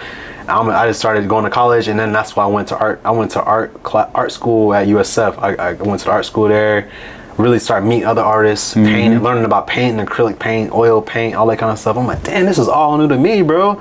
So at that point, I'm just soaking it all in, doing what I do, and that led to almost like a 2-year hiatus of like not even pursuing tattooing until I got to the point where I was like, damn, I want to get a job. And then I remember like I was interested in tattooing. I had a tattoo machine still at my house. I ain't been touching it though, so I ended up going looking for studios again. I ran into this other guy at this art store, and he was a tattoo artist. I was like, oh, you a tattoo artist? Okay. So knowing my history with tattoo artists and them saying they don't got the time and stuff, I'm like, I ain't even gonna tell him I'm just looking for the tattoo. I'm gonna just stalk him. So I just followed him on Instagram, started seeing everything he doing, liking everything. I sent him a message like, hey bro, will y'all be interested in teaching somebody how to tattoo? You know what I'm saying? He was like, bro, I don't even know. You'll have to come by the studio. You know what I'm saying? I don't know. You just come by the studio, talk to the owner. Bruh, I start messaging that man every single day. I message him like Monday, Tuesday, Wednesday. He's like, oh, I'm sorry, the owner's not here. Try tomorrow. All right, bet. Tomorrow came. Hey, bro, the artist there? He's like, hey, bro, I don't know. And he's like, actually, he's not here today, but maybe tomorrow he'll be here. Tomorrow came. I think tomorrow that day was Sunday because I think it was on. I was messaging back to back. So Sunday came. I messaged, hey bro, what's going on? I don't mean to be on your neck too much, but y'all open today? I'll come by and free. He was like, oh sorry bro. Actually, we close on Sundays, but you know what I'm saying? I bet Monday came. I hit up again, and he was like, bro, honestly, I don't even know if he's here, but come through. I came through the studio that Monday, bro. Tell me why the owner was there. I go upstairs, bro. I got my portfolio with me. I go to the dude that I know. I'm like, oh, there you go, bro. What's up, bro? I'm here, bro. I introduced my name, shake my hand to him. I got my portfolio, bro. He's like, oh, the owner is in the front. So I was like, bet. I probably walked past my front. So I walked back, got my portfolio, bro. Man, I was like a happy-go-lucky kid, bro. Like that was my mentality. I'm like, nobody was like, you know, determined from what I wanted, bro. I seen the vision. It's like you gotta be on. Yeah, bro. So I went towards it, had my portfolio, showed him my work. The dude was like, nice work, bro. This is dope. You want to hang out? You know what I'm saying? So I was pretty much just hanging out in the studio, and yeah, bro, we was just. That was like the first day. So I didn't start my apprenticeship that day, but it was just more of like hang out in the studio. Let me see what you got. I'll show up my portfolio and my sketchbook. I'll be drawing with the cats at the studio. Be seeing what they drawing. Like, damn, okay, they drawing that. Let me try to draw this over here. Try to show them what I got. You know what I'm saying? And then to the one day, I think after 4 or 5 days passed, bro, me coming there right after school. So I'm going to school in the morning, driving back to Tampa because I was at USF. So I'm driving from Temple Terrace way to Tampa by South Tampa to be over here to tattoo, just to watch these people tattoo. Yeah. To not even know if I'm gonna be accepted into the studio, but in my mind, I'm accepted. I already knew. But I'm there, and then one day he finally was like, "Man, grab a broom, bro." I was like, "So what you saying? I'm an apprentice?" He's like, "Oh, I ain't saying all that, bro. Just grab a broom." I'm like, "All right, bet." So I grabbed a broom, I'm sweeping this shit, smiling and shit, just to be fucking, just to be cleaning up. Bro, that shit was funny, you know. But that's how I started, bro. So like that whole journey, I know that was long, but that whole journey was kind of how I started for me to get into tattooing, and it was just a determination story, bro. Like just not giving up, keep going, and then not even really knowing I was gonna go back to tattooing because I went a whole nother route. I was in school and everything like that to finally just like stop going to school just to pursue tattooing. So tattooing really did change my life a lot, and it just opened up a whole nother like, you know what I'm saying, like possibilities for me. I started meeting artists off that, meeting people off that, changing people's lives, you know what I'm saying, for the good. Yeah. Hopefully not for the bad, but for the good, maybe. You know what I'm saying? But it's been really cool, bro. So that's kind of how I started out, bro. You know what I'm saying? It's still a journey now, so. Yeah, it's definitely still. It's gonna always be a journey, man, because you always want more.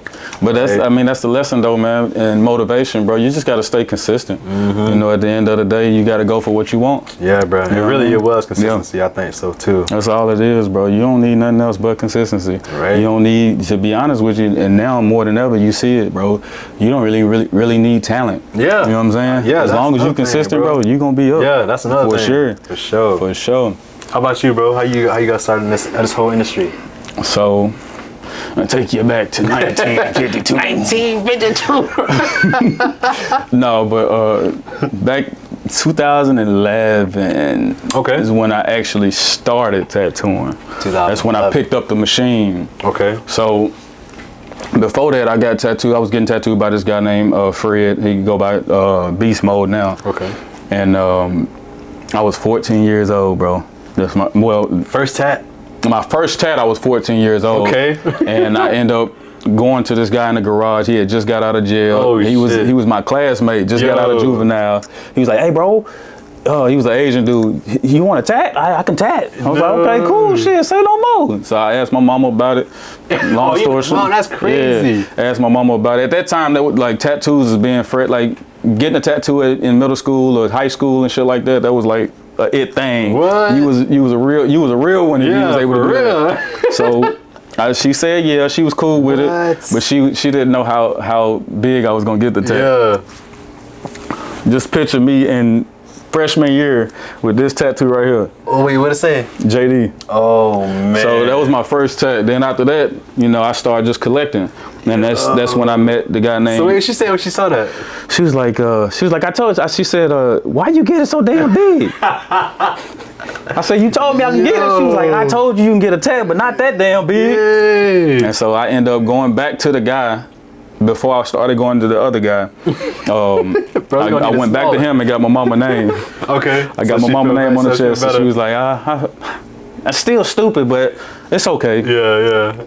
So hey, that's what's just up, speed up the little situation. I was trying to introduce you to the guy that we was actually getting tattooed by. His name is Fred. You call him Kanai, Beast Mode, whatever his name is now. So 2011, me and my homeboy, we was actually sitting at the table drawing. He has a clothing line, and we was just kind of like just mocking up designs and shit like that. And at some point in that process, we started talking about tattoo artists and not being available and shit like that. But at that time, you know, back then it was only a select few tattoo artists. So it wasn't like it was a lot of people that was actually tattooing at that time. I think you had him, and you had underground people that people didn't know of. It was another guy down there. His name was Bling. You had this junkie. His name was Tattoo Wayne. He tattooed the entire city. What? He was a junkie. You give him an 8-ball. You give him a hit of that. You give him a hit. You give him something, and he gonna be in that bed leaning, tattooing your head. But you went back up though. I'm talking about. He's so popular, bro. In 2020. They said, I'm so Nashville, I got tattoos by Tattoo Wayne. Oh my God. On the radio. Yeah. So it's just like, but this man jumped out. Wait, so was tattooing legal back then? And Yeah. Okay. Yeah, you can get tattooed. Joe. No, don't play Joe. Don't play No, get Joe up out of there. I'm sorry, guys. Joe. Technical difficulties. No, Give us a second. No, but so we was sitting back and we was drawing, and we came up to the subject of not being able to get tattooed. And so we came up with the bright idea at this time, and I wish we would have been able to keep it going. But the idea was, if we both tattooing, we always be available. Because if you tattooing, I will probably be available. You know what I'm saying? Thinking about it at that time. That's a funny ass conversation. Yeah. Just chilling. So it was just like, man, if you tired of waiting on your artists and shit, we coming up with slogans and all kind of shit. Yo. So I thought that still might work today, bro.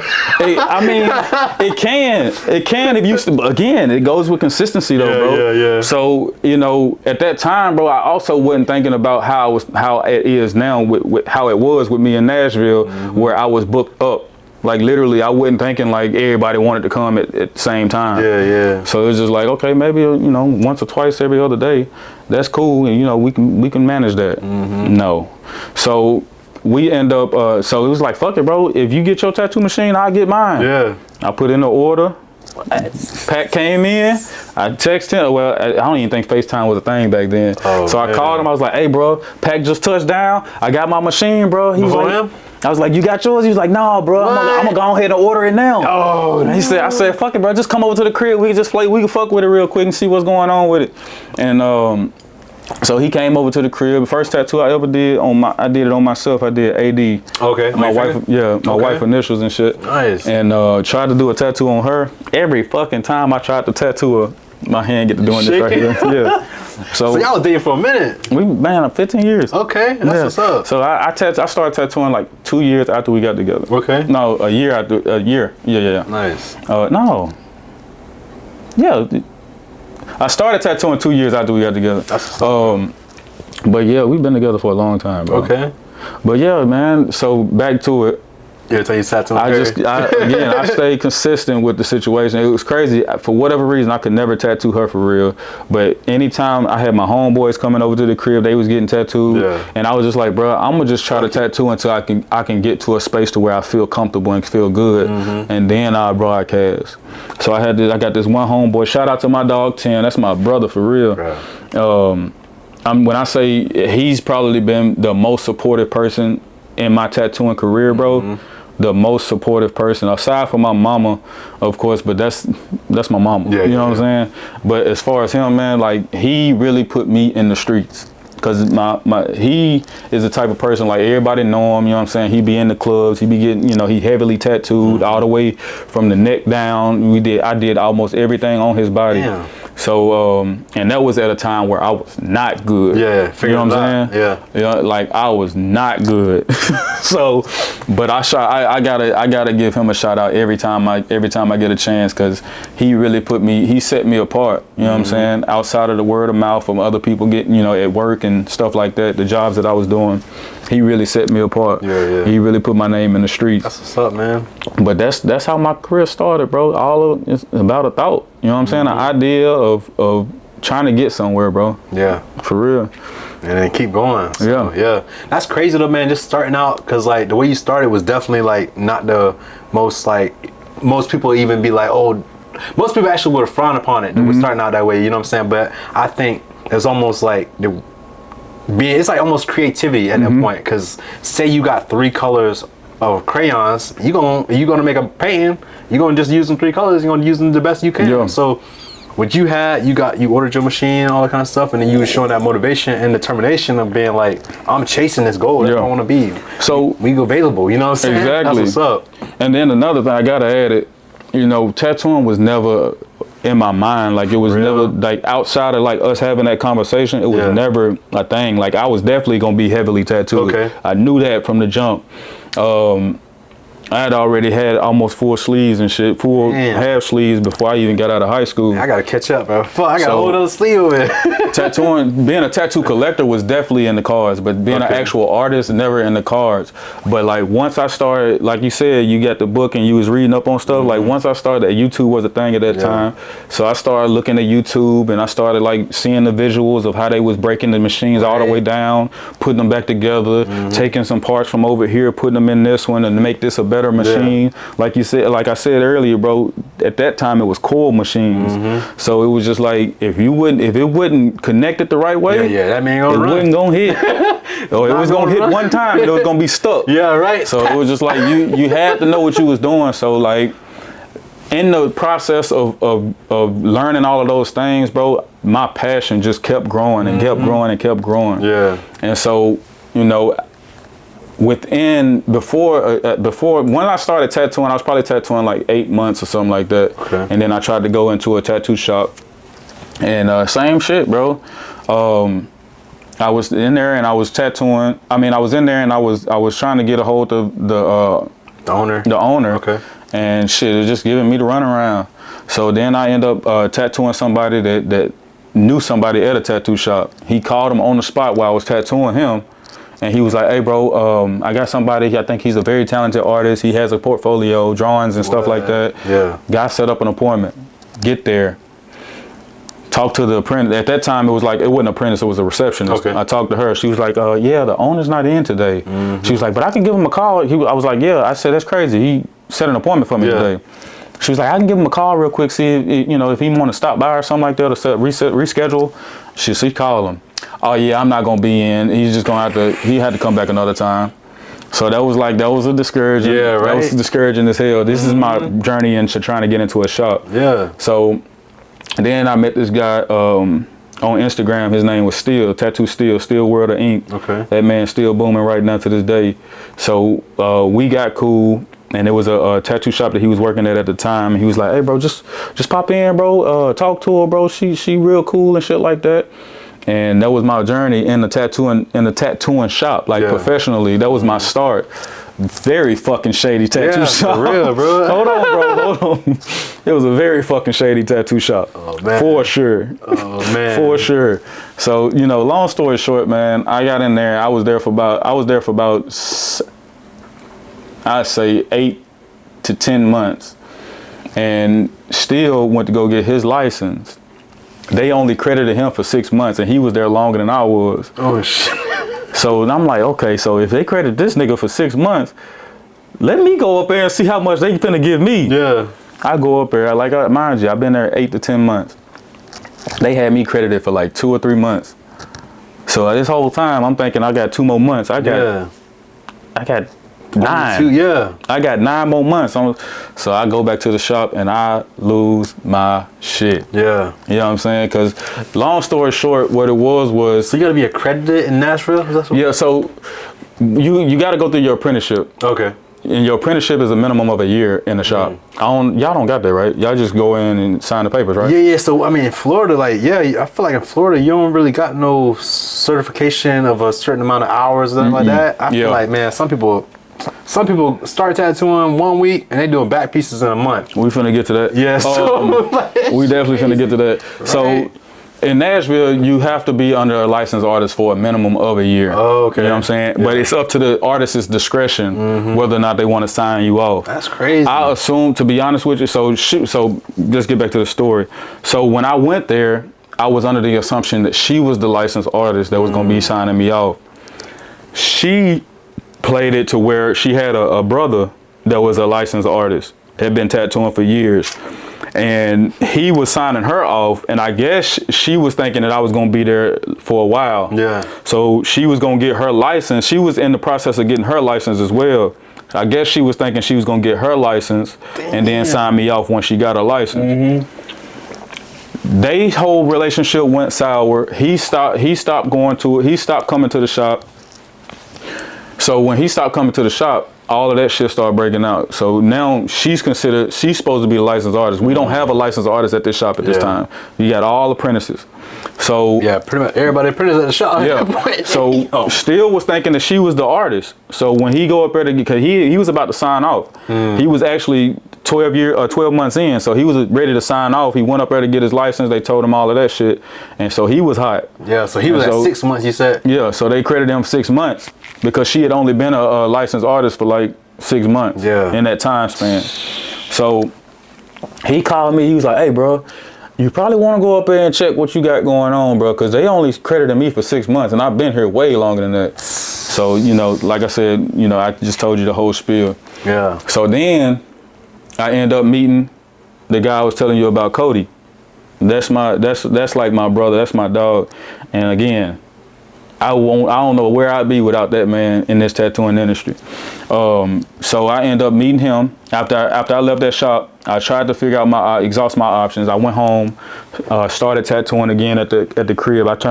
We had a townhouse. I turned the whole garage into a studio. Okay. So then I end up I forgot how we met, but I end up getting in communication with him, and I went and got tattooed. I got this was my tattoo that I got from him. Okay. And we were just in there talking. He was like, "Bro, studios shit damn near this size for real." He was like, "Bro, I don't have enough room, man, right now, but I'm planning on getting this building down the street. When I get the building, you're more than welcome to come." Say no more. So, fast forward, he got the little building and shit like that. I go in 2 weeks later. He was like, "Hey, bro, I need to talk to you." And I was like, "Ah, shit." I'm thinking, you feeling that in my head, like I'm like, "Ah, shit." So he was like, "Yeah, man, I got this. This is my best friend, bro. He's going through hard times right now, man. I hate to do it to you, but I got to give him a space."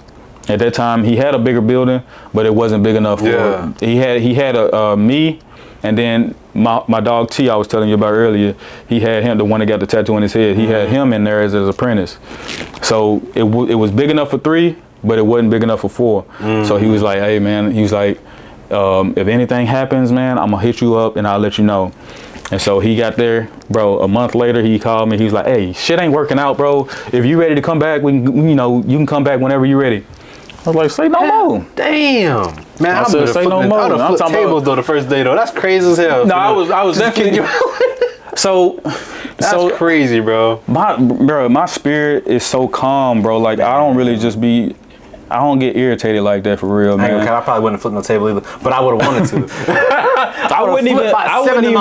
So I wouldn't even. So the thing is, man, I was already in a space to where I was disappointed. Not to say that I was disappointed in that situation, but I was already in a space to where I was disappointed about previous situations with this tattooing shit. So I was just at a space to where, at the end of the day, it's just another obstacle to get over. Like I said, bro, my faith has always been high, so I knew that regardless of anything, I was gonna make it somehow. And I was booming at that time too. Damn. But a month later go by, get back in the shop. I'm talking about the same day. He told me, you can come back whenever you're ready, bro. Pulled out, got all my shit, loaded it up, got into the shop. And shit, I was there for all the way up until I came here. Okay. I was there, so like 3 months. years or something like that? So that was in 2014. That was in 2013, 2014 that I moved. That I went back into the shop. Went to shop in the shop with Cody. So about 3 or 4 years went by, and I had that feeling of, you know how when you get stagnant, like you trying to figure out, okay, something ain't moving. I need to figure this out. Like I need to make a move. So I end up coming to him. And I was like, hey, bro, I'm just in this space to where I don't know what I need to do, but I need to do something. You know what I'm saying? So he offered me to be partners with him. So we went 50-50 on the shop. That's a big step. Yeah, it was. It was big as hell, man. We went and we was, like I said, bro, the shop was always booming since the time I got there all the way up until I left, bro. The shop was always booming. I mean, and still is doing its thing. But the shop was always booming. We always had, like, we had that vibe. It was just a natural vibe that we had. Everybody loved everything about the shop. And like I said, bro, it was some memories that I just will never forget. You know what I'm saying? And it was just, it gave me the understanding of knowing where I could go still too. You know what I'm saying? So I'm in that space now to where I'm just like, once I get this shit figured out, bro, nigga, we going to the moon. Hell yeah, bro. It's always a journey, man. And it's gonna be even still a journey when you get to that. Yeah. You know what I'm saying? That next step is like, all right, still keep going. Like, where from there? Yeah. That's the crazy thing about life too, though, bro. It's like you feel like you set one goal, but that goal turns into another goal, and that goal turns into multiple. Yeah. So it's always like, and then you never know what comes out of those goals either. Like you might be having one direction. No pun intended. Yeah. You might be having one direction, and then once you get down this road, you got to split. Yeah. You still going the same place, but you got this split that's gonna take you on a little detour. And it's just like, damn, bro, like a lot is coming from this. Like it's a lot of shit that I've done within these 13, 14 years that I've been tattooing that I would have never thought I'd be able to do. And it's coming from tattooing, so it's just like, damn. So I think this leads to another good question that we could like think about. And I ain't even reading off the list of questions we got, but this just came to me right now. So for like new tattoo artists, like coming into the game like right now, like do you think they got it easier, or do you think it's harder, or do you just think that like what do you like? Is there anything you probably recommend to a new tattoo artist too? It's like crazy. Coming in? It's crazy that you say that, because that was part of the question that I was telling you we was gonna get to. Right. They definitely got it easier, bro. The good thing about when we was coming up in this tattooing industry, bro, it was gate kept. You know what I'm saying? And it was like, you just imagine, like I'm gonna try to compare this real quick. You are an artist and you had that wherewithal to draw for 30 days. Only to get shunned, not shunned, but only to get blocked out, shut out. Only to get shut out. I wasn't nowhere near that. I wasn't drawing. You got me fucked up. You think I'm gonna draw anything for 30 days with nothing to come like that? I wasn't on that at all. And it's not to say that what you did was wrong or what I did was right. It's just the perspective of the situation. Like at the end of the day, like I wasn't drawing like that. I'll consider you an artist. I'm a tattooer. You know what I'm saying? Like I like to draw, and I've always drawn my whole life. But just to be freely drawing and shit, I've never been a creative drawer for real. I'm a reference drawer for sure. I mean, it's like building blocks. That's how. I definitely could get the creative drawing, but I don't want to. But yeah, bro, like, so just to get back on track, bro, they definitely got it easier.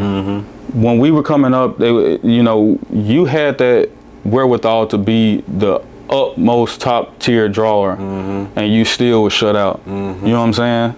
I was shut out. You know, it took me going through hoops. It took you going through hoops to get to somewhere.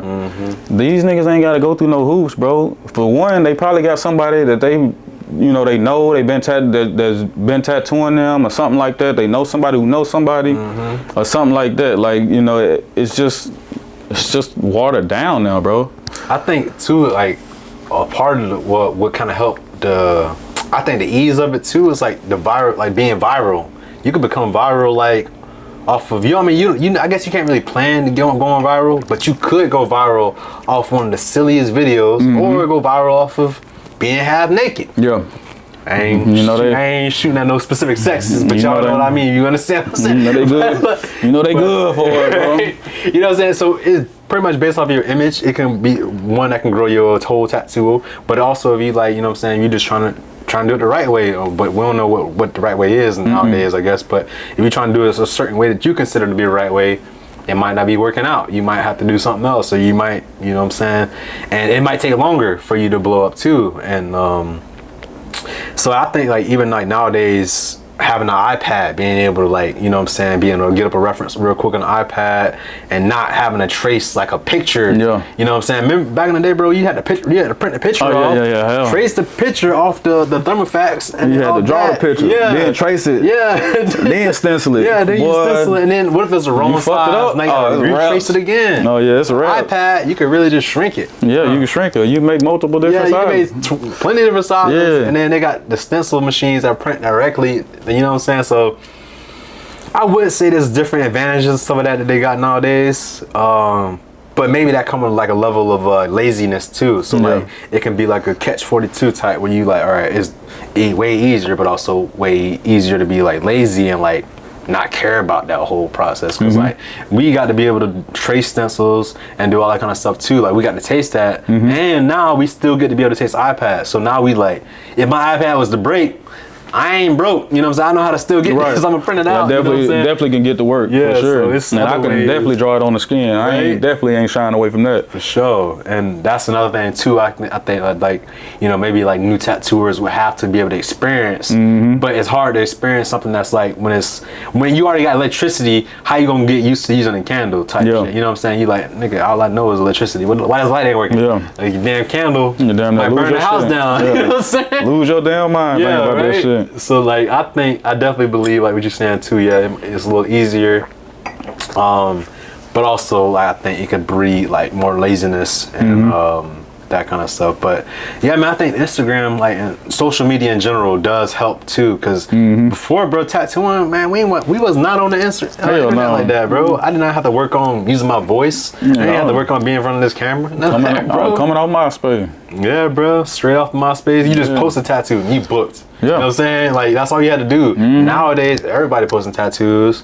So you got to be a little creative, you know what I'm saying? You got to be like, you know what? I'm going to go back to what we were saying, bro. You got to throw water on them. For me, I've been like trying to figure out how to incorporate myself. Like, or how could I like show my personality or something like that? But I feel like I'm still trying to learn that too because like, because the people who follow me, I'm trying to figure out like what they like too. You know what I'm saying? And then at that point, I gotta balance it because like I want to be true to myself still too, but also like sometimes you gotta like know how to sell to people who want what they want. You gotta sell dog food to dogs. You can't sell chicken food to dogs because they ain't gonna eat that shit. You know what I'm saying?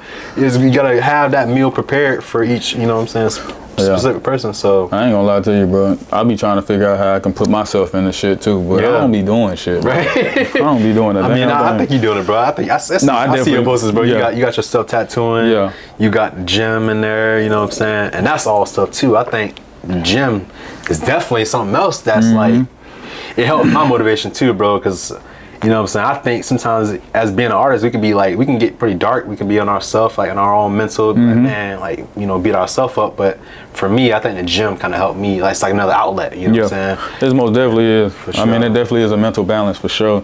But I will say my mental now is just more so, it's not about reaching people, it's about reaching a person. You know what I'm saying? Regardless of anything, you can reach 1,000 people and they ain't influenced by shit. Or you can reach one person that's influenced. As long as I reach that one person, bro, I succeeded. You know what I'm saying? So that's what my mental is now with the shit. You know what I'm saying? At first it was trying to be like, damn, bro, why my shit ain't going viral? Why my shit ain't doing, why I ain't doing this? But that'll put you in a space to where it's just like, bro, you can never dig yourself out of this hole, man.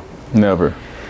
Yeah, I think that's probably, it could be falling into like, you know what I'm saying, trying to please people then, but that's the thing, bro. Like Instagram was like, man, we trying to please you. We trying to get the likes, you know what I'm saying? We want to get the follows, we want to get all that stuff too. So it's like you said, it's the balance of the mental. So being able to like, you know what I'm saying, get that, the other perspective out. All right, I got a question. What you think about these, so what's his name? Ganga. Ganga just announced the Nike, the little Nike school. Oh, that was crazy. So is this Nike school? Was it's like it's like a tattoo academy or some shit like that. I thought, Nike? me personally, bro, I thought it was just regular tattoo equipment. That's what I thought it was. When I sent you the post, about it, like I thought that was dope as hell. But like I said, I'm in this group chat and they was talking about now it's supposed to be like a whole academy, like a school. Sponsored by Nike? Yeah. But what they gonna teach? Like numbing the whole body? Teaching how to tattoo. Crazy. So it's giving people, it's people coming in, learning how to tattoo. So that takes me to the point, bro. Like, what you think about like the tattooing schools, the academies, and all of that? Because I mean, that's coming up on, that's coming up now. Yeah, it is. You got people. You got people. It is getting bigger. I mean, so I'm gonna go ahead and address the positive first. The positive is it's gonna be more tattoo education out there. Granted, you do have to get paid for it. It's not like it's on some free tip. But if you do take the time to, like, instead of enrolling in school, I guess you'd be enrolling in tattoo school, so you can get that knowledge the right way. You'll know how to be clean and bloodborne, all that stuff you be good on. But at the same time, the negative part, I could probably see it, is almost seems as if it's just a business strategy to get like more people, more money for the people running the schools too, but also saturating the market with tattooers, or, you know what I'm saying, just people who got the degree in tattooing now and maybe expecting jobs and not knowing that maybe the real career or like the real world ain't really like as easy, or just thrown to them like that. It could be, you know what I'm saying, it definitely is. It definitely is gonna be, I don't know, it's definitely gonna be something different, bro. Different. It's gonna be, I feel like it's gonna be destructive before it actually be something that's conductive or conducive to tattooing industry, for real. For sure. You got all of these people, and ain't no telling, bro. Nike has billions of dollars. You know what I'm saying? So ain't no telling how many people gonna be in this academy per semester, per year, whatever, however they do it. Per 3 months. You know what I'm saying? So shit, I wasn't even thinking about Nike when I was answering that question just then. I know. I'm like, damn, now I'm thinking about the Nike part. I'm thinking about everybody, but Nike, of course, it'll stand out because it is a multi-billion-dollar company. Nike, and it's Nike, so it's definitely gonna stand out. People gonna want to get tattooed by people that's sponsored by Nike. It's trendy. You know what I'm saying? So, you know, you sponsored by Nike, you got your education through Nike, or what's considered, what I guess at that point would be considered well-renowned artists, shit like that. So ain't no telling how many people you got. Think about it. You got 50 people in this class. There's 50 people that's gonna have to come out here, try to find a place to stay, as far as tattooing, tattoo shops, or whatever the case may be. You know, that's 50 extra miles in this goddamn pool that we already having issues with. You know what I'm saying? The economy already kind of fucked up. We're already seeing some changes. You know, it's just like, damn, bro. Like, it's just, again, bro. It's starting to be watered down. Is it worth? Is it Tesla? That's the question. Is it worth continuing the tattooing career at this point? Yeah, man. I mean, I could see that part too. Like, I think, I always had a dream and a passion on teaching people too, bro. Like, I love being able to teach people, but I think tattooing school could be like a little bit more on a mass scale. It's almost like remember back when the United States was on that like mass production? It was a whole time of history where it was just like on mass production. Like that's when the warehouses and stuff like that started booming. We making Campbell's soup by the trillions. By one day you made 1 trillion cans. You know what I'm saying? So I feel like it could get to that level, and then I don't even know if that's a good level, bro, where tattooing is just so... It's not, because tattooing was supposed to be sacred. For sure. I mean, regardless of, it was underground at one point. It's supposed to have been sacred because it wasn't supposed to be a space to where everybody could do it. But we in a space to where everybody can do it. You know what I'm saying? You got eyebrow artists that's doing tattoos now. You know what I mean? You got people that's doing and I think that's a dope little place to be in. Microblading. Cosmetology, microblading, and all of that. That's a dope little place. But then they are transitioning to tattooing. Fine line work and shit like that. So I was just like, damn, bro. It's just so watered down. It's like, I mean, maybe I could just go back to PMU, whether it's called Man. PMA or PMU. Yeah. So Maybe now I can go beat my license on microblading or some shit like that. I need to go find me an eyebrow certificate. Right? Somebody can Really? certify me to do eyebrows, Might as because well. that's definitely a market right now. Get 10 toes in. Yeah. For real, bro. Cause tattooing, boy, everybody finna do it. Everybody finna do this shit. It is crazy though. It is crazy to think about that though. It'd be like, man, like cause like I think a lot of the publicity behind tattooing too is like people saying like, oh, this lifestyle is this. You can make $1,000 in a day type, you know what I'm saying, or 2,000 in a day, you know, and then people ain't seeing numbers like that. Doctors ain't seeing numbers like Right. that. And you talking about guaranteeing or promising somebody that you gonna see that? I think we kind of lying to them too at that point. Cause, Yeah. bro, what about the hustle? What about the, you know what I'm saying, the grind? What about the 0 days, 0 weeks, Yeah. 0 month? Like, do you know how to financially, like, you know what I'm saying, hold on to that money? You know what I'm saying, stuff like that too.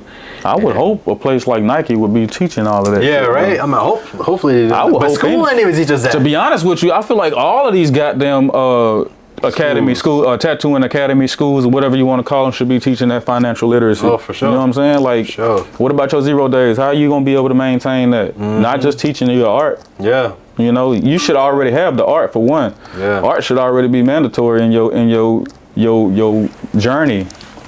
Oh, you gonna battery? I'm gonna try. Yeah. Oh yeah, my battery. You can keep going. But yeah, man, I don't know, man. I think tattooing school, y'all. Tattooing school is different. Tattooing school, y'all. For real, bro. Like, man. Yeah, bro. I've already been thinking that there's like a lot of people in the industry too. Like I've heard that too. But then I also heard the other quote, like, you know what I'm saying, like, as many tattooers, you know, and the industry is growing. Like I had just the other day I researched, like, man, how much, like what is tattooing projected at this year? And it was projected at over $1 billion this year. 1,000%. Over $1 billion, and I'm like, Niggas is doing $50,000 back tattoos. yeah, bro, that's crazy as hell. But you also gotta think, yeah. Ooh, that's another question. That's crazy. Let's as get hell, back to bro. what you was talking about though. Over $1 billion a year Bro, annually. yeah, over $1 billion a year is supposed to have, like, just, and then there's always somebody new getting tattooed. But then, like, what you're saying though too, and all these new tattooers, all these new schools and stuff like that too. A lot of these tattooers don't even have tattoos. Right, You know, that shit is crazy. Yeah, they don't got no tattoos. And I mean, like, I know I need more tattoos too, but I mean, I put the work in. I be tattooing so damn much that I want to get tattooed. Yeah, Bro. So it's but like, also you are a real artist. Yeah, You know what I'm that's saying? true. So and I'm sure as being a real artist, you have real people that you want to actually get tattooed. Oh, by yeah, That for might sure. not be in the area. for sure, yeah, I'm But definitely got to take some trips. You got some people that's just doing tattoos, bro. Yeah, That ain't yeah. got no tattoos, bro. It's just a hustle, bro. Yeah. It's just a hustle. Ain't got no passion in it, none of that. And I have to say, I am pretty passionate about art in general, and tattooing just falls into the same thing Yeah. too. So even to the point, some clients come to me, they ask me what they want a certain tattoo. It's hard for me to be like, yes, without trying to put my own piece into it. You know what I'm saying? I'll be like, well, what are we at it? You know what I'm saying? What are we at this? And I don't know why that's just like that, but that's just how I am. Like, Yeah. they can say I want this tattoo, but I'll be like, can we add That's the like artist this? in you, though. Yeah, that's bro, the I'm artist like, in you. can It's we supposed to add be like that, though. Yeah, It's yeah. supposed to be like that. You have your own specific style, your signature style. No matter what you know, you don't have to do a whole piece that's just creative and specific to you, but you have your own signature. That's just you. Yeah. We can do the same exact tattoo, and it's gonna look two completely different, two different pieces. And yeah. I mean, in general, like it could be the same exact stencil, and it's gonna look the Yeah. damn roses. Yeah, for sure. When we did the roses in Miami, so it's just like it's gonna be two completely different tattoos, bro. So, you know, that's just how it should be. You can't give me somebody else's work and expect me to do that. Go somewhere else or go to them to get it. Yeah. You know what I mean? If you want that exact. Yeah. That's how it should be. But shit, we in a space now, bro. Like I said, it's watered down. Everybody, shit, a motherfucker gonna get a Nico. What's his name? Nico Hernado. Yeah. Somebody gonna send somebody a picture of that, and they gonna try to do it the way they do it instead of just being like, "Hey, nah, Yeah, it ain't gonna look the same. nah." But that's the space that I'm in as well, man. I should have mentioned that man when you said the influences. He real? crazy too. That nigga, he raw as hell. Yeah, he crazy. But that's another space that I'm in too since being in Tampa, like turning down stuff that I just don't have interest in, bro. Yeah. You know what I'm saying? It's hard to turn down some stuff though too, because you like, I mean, at the end of the day, we, you know what I'm saying, we definitely want to think about, you know what I'm saying, providing for our family and stuff like that. 1,000%. But at the same time, just literally like you said, there's some things like, man, I can't even do it. I can't even do it. I just can't get behind it, bro. You know what I'm saying? It's certain things like that too. So 1,000%. yeah, that's crazy, bro. We talked about the thing. What's your What's your most memorable experience or meaningful tattoo? Like this, just when you sit back right now, you can close your eyes and you just kind of think, like, damn, that really touched me. Let me think about something. If you ready, you can go ahead first. But I'm gonna tell you this, man. And it's crazy how this story aligns, bro. This is really crazy how this story aligns. So, when I was starting my tattoo career at the shop with Cody, a couple years into it, I was working at this place called the Shurion right before I started, and then a couple years into me working at that shop, this guy that I met at a Shurion, it was a call center. He was security. And we got real close and shit like that. He ended up knowing a whole lot of people that I knew. This man went into a church and shot that bitch up. And a couple years down the road, Nashville? Yeah. Man. A couple years he went to jail. He went to jail and all of that shit. And a couple years down the road, the little girl where he went into it ain't a couple years. It was right after. He killed the girl mama in the church. So she come into the shop. And that was like, it was memorable because it was like, damn, the fact that I knew this dude, yeah, and then you come into the shop, and now I got to tattoo you. That was just, boy. That's crazy. That was one of them tearjerkers right there for real, because she got the tattoo or whatnot, and this is like, it was fresh, bro. Like when she came and got the tattoo, it was like 2 or 3 weeks after the incident happened. So I do the tattoo on her, and she instantly started crying, boy. Yeah, that shit there. Man. And I was like, yeah. How old was she? I think she probably was in her 20s. She was like probably late teens. She had to be. Yeah. She getting a tattoo. That's rough, bro. To lose your family, lose a parent that young. Yeah. And just something like that too, bro. Yeah. Something like that too, bro. You know what I'm saying? Just like senseless. And to be honest with you, I don't even think he ever gave a reason why he did it. He just walked in the church and... Did he give like signs? No, just like, I think it was revenge. Because I think it was around that time, the little Dylan dude went into that church. Dylan Roof. Oh, so when he did that... In North Carolina. Yeah. So he was thinking about the same It was a series of shit that was going on at that time where it was kind of like, it almost seemed like it was racial. So it was a black church too he went to? The guy that was black that did it, and he went into a church. I think the church was actually a black church for real. What? Don't quote me because I don't really know. I didn't look into it too much. I just knew that I knew him. Yeah. And it was crazy, bro. Cause I'm sitting here like, damn, bro, why the fuck he do that? Yeah. Like, cause dude, it was no signs that he was ever on that type of time. You know what I'm saying? Yeah. I've never heard him say, man, I'll fuck a white person up. I ain't never heard him say nothing like that. Like I've always never heard him be mad for real. Yeah. Dude looked like he smoked every day. You know what I'm saying? Yeah. So it was just like a real chill vibe, real cool. So it's just like, ain't no way it was him. Yeah. You know what I'm saying? I'm like, damn, ain't no way in hell it was him. Nobody. Like, what? That's crazy. I'm just like, ain't no way in hell. Like, I see his picture on the news, and a couple people was texting his face and stuff to me. I was like, ain't no way he did that. And yeah, it was like, it's on some revenge shit. Man, that's wild, bro. But that was the most memorable because it was just like a full circle. Yeah. It was it was like one of them full circle moments. I teared up a little bit. Hell yeah. Yeah, I definitely teared up a little bit. That's almost like tattooing probably like somebody who like got killed. I mean, shit. Yeah, they did get killed, but like I guess almost so like I did that before. Like a George Zimmerman type, you know what I'm saying? I've had a situation like that too. I tattooed somebody. He got out of jail. I tattooed him the day after he got out of jail. 7 days later, he was dead. Man, he got killed in the apartment breezeway. I was like, God damn. Right? I'm still trying to think about my mom. I tattooed one of my little brothers, my little homies, man. I tattooed him, and that same night, bro, the nigga damn near burnt himself to death. He ended up crashing on the interstate. Car caught on fire. No. His tattoo healed up good. No.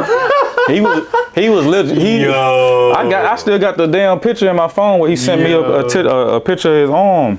No. It was burnt. Way. The tattoo was burnt up. He had little burn marks around the tattoo and shit. He was like 90% burnt. Yeah, he made a full recovery though. Damn. He made a full recovery. I don't mean to laugh, but that's crazy. The fact that he sent you a picture of the tattoo, Yeah. like, hey, we still good, bruh. That's on the cusp of what he said too. Yeah, hell yeah. Made it down here. That's crazy. Appreciate it. You want in? Yeah. Man, that's wild. It be like that, bro.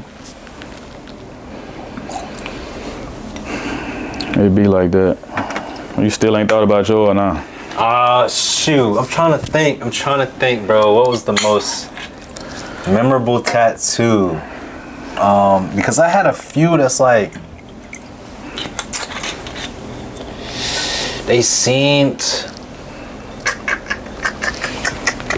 yeah, you ain't mixing up too much.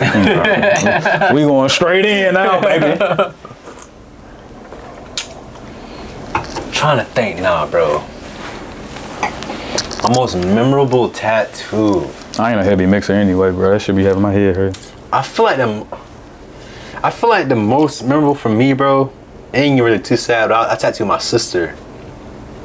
I was the same way, like, before I tattooed, I was so nervous, but I'm like, man, tattoo my sister, this is crazy. I tattooed plenty of times, but I'm like, man, I felt like it was my first time figuring out what I'm doing. I'm like, damn, bro, this is crazy. I felt so embarrassed. Not embarrassed, but I just felt so nervous. I'm like, man, I don't want to fuck up. But I've been tattooing for about 5 years at that point. Yeah. I'm like, I know what I'm doing. What you talking about, bro? Like, but every experience just feel new. But especially tattooing my sister, I'm like, man, I don't want to hurt her. You know what I'm saying? But I be hurting everybody else tattooing. That's crazy. You know what I'm saying? Kind of similar how you said before you tattoo your wife and stuff. So it was just like this whole just like weird, you know what I'm saying, weird time, or like, or just feel weird. Yeah, like, you know what you're doing, but like, I ain't trying to hurt them or nothing like that. Yeah. So that was probably pretty memorable. Another thing that was cool, that was one other time that was really cool. I helped this lady out. She needed to cover up on her finger because she had somebody like a tattoo on her finger, an old relationship. And she was like, I need something to cover this up. And I thought about some design for her. I was like, you ever heard of a lotus flower? So for the lotus flower, we ended up just, you know, using a lotus flower to cover up her old tattoo. And she found out that this lotus flower meant like rebirth. You know what I'm saying? So for her to like realize that it was like a rebirth or a restart, she really was like appreciative. She was like, wow, I really like that you took the time to like think about like what that tattoo meant. You know, you was you kind of included like, you know, knowing the history of like what the lotus flower was and all that kind of stuff. So I really felt like I helped her out, and that was really like a big part of my tattoo journey too. I'm like, man, like if I impacted her life like that, like how many more people can I impact like that, bro? Like help them out with cover-ups, or, you know what I'm saying, help them cover parts of their body that they don't like, or a scar or something like that, bro, or cover up in general. Like I think those are like big moments in like in tattooing, bro. Cover-ups. Yeah. Being able to like really move somebody. Move somebody, like move as far as emotionally. Yeah, emotionally, and giving them the experience they wanted, but probably even greater. Like you ever had somebody tell you exceeding expectation? Yeah, you ever had somebody be like, man, this came out way better than I thought. Oh yeah. You low-key feel disrespectful for them to say that, but it's like, hell yeah, I appreciate you, like, you know what I'm saying, acknowledging that shit came out fire. But at the same time, I guess you didn't know how good it was gonna come out, because I knew how good it was gonna come out. You know what I'm saying? So I guess it could be. No, because I think it's from a perspective of looking at what they sent you and thinking that you know, most people, they do copy. Most tattoo artists, they do just copy it. It don't be like no extra flings on none of that. Yeah. So they might just be like the consumer probably just looking at it from a perspective of like, it's just gonna be a tattoo. Yeah. It ain't gonna be no fluff on it. It ain't gonna be no extra. You know, that might be the perspective. Yeah, bro. All right, we got them other questions too. Hold on. Oh yeah, we've been on the one so far.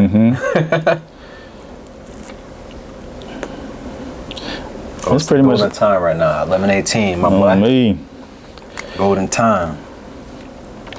My birthday, November 18th. 11:18. You Scorpio. Yeah. Mine November 30th. Okay. That's my brother's birthday, bro. That's what's up. All right, so these are just kind of client questions. Do you offer touch-ups? I do. And I will touch up another person's tattoo too. Like if they got another artist that did it. But as long as like they don't like, you know what I'm saying, as long as they, I guess, left on good terms, or like if they even tell me like, yo, I had a bad experience, whatever, I want a better experience, and if you okay with touching it up, I'll do that. It's cool because I feel like I'm helping the client, and then next thing you know, that might turn into more tattoos down the line from them too. So that's always been cool. I feel like, and especially on my work too, like I'll give you a free touch up within like at least like the first, you know, month, two, you know what I'm saying, one month, 2 months. But beyond that, you gotta come up out of pocket a little bit, you know what I'm saying? Because I understand like a month, you definitely notice what's going on, but 2 months, come on, you knew if there was something wrong with it, you should have hit me up before that, you know what I'm saying? 3 months type, because at that point, something else could have happened to the tattoo. You probably fell, scraped it up. You know, at least I'm not gonna be like, you know, give me $1,000 for the touch up, but like, you know what I'm saying, break me out, break me out for something, because I'm gonna take my time to make sure it's right. I'm gonna probably do the whole tattoo over to make sure everything look good if it need that, you know what I'm saying? So, but I definitely do touch ups. Yeah. I definitely do touch ups. I probably do touch ups maybe twice before I charge you. Okay. And I ain't really never had no limitation on how long. Okay. Specifically because ultimately I just want the most satisfaction out of the experience that I could possibly get. And but it also has to be something that I'm like, it needs a touch up. If I look at this tattoo and the tattoo is perfect and you just kind of nitpicking, then okay, well, I can touch it up, but you won't have to pay me. You know what I'm saying? Because I've definitely been in that process where I don't know what it was, but it was just like, I look at the tattoo, it don't look bad on the camera. You get in there and it looked perfect in real life. So it's just like, what's your problem? So then, that's the discussion of, you're gonna have to throw me something now. Because what you want. But then I don't get hit by the needle again. And I definitely, right. you just wanna come see me, huh? Right. But I also don't add anything extra either, if that makes sense. Like I touch the tattoo itself up, but when you get to, hey bro, can you also throw 2 stars in there for me? Right. Like, I can, bro. I can for 100. Right. You know what I'm saying? I can for sure. That's crazy. I can. How do you determine the right placement and the right size of a tattoo? I usually will go like a little bit bigger at first, just for my own liking, but then sometimes the client will be like, can you make it a little bit smaller type shit? I'm like, yeah, I mean, we could do a little bit smaller, and then sometimes I'll just do it a little bit smaller, like just a little bit. But I mean, based on that, I try to like really much look at the body part. If it's on the arm, I think about direction on the arm. I see a lot of tattoos that are like backwards nowadays, and I don't even know if people know what that means, but like when I say backwards, it's like, if it's not flowing with the body, if you walking forward and the tattoo going backwards, it ain't working out. I try to think about stuff like that, and that's just kind of back to my teachings. And like, even just naturally, when you look at something, if you want an eagle flying on your arm and you going forward, you want them to fly with you. You know what I'm saying? You don't want them to be like leaving you a piece, bro. But you going forward. You know what I'm saying? So that grinds my gear. That's one of my pet peeves, though, you for see real. Some stuff that just don't like. It's like, bro, why you do it backwards? Yeah, why would you do it backwards, bro? Did it look like right to you?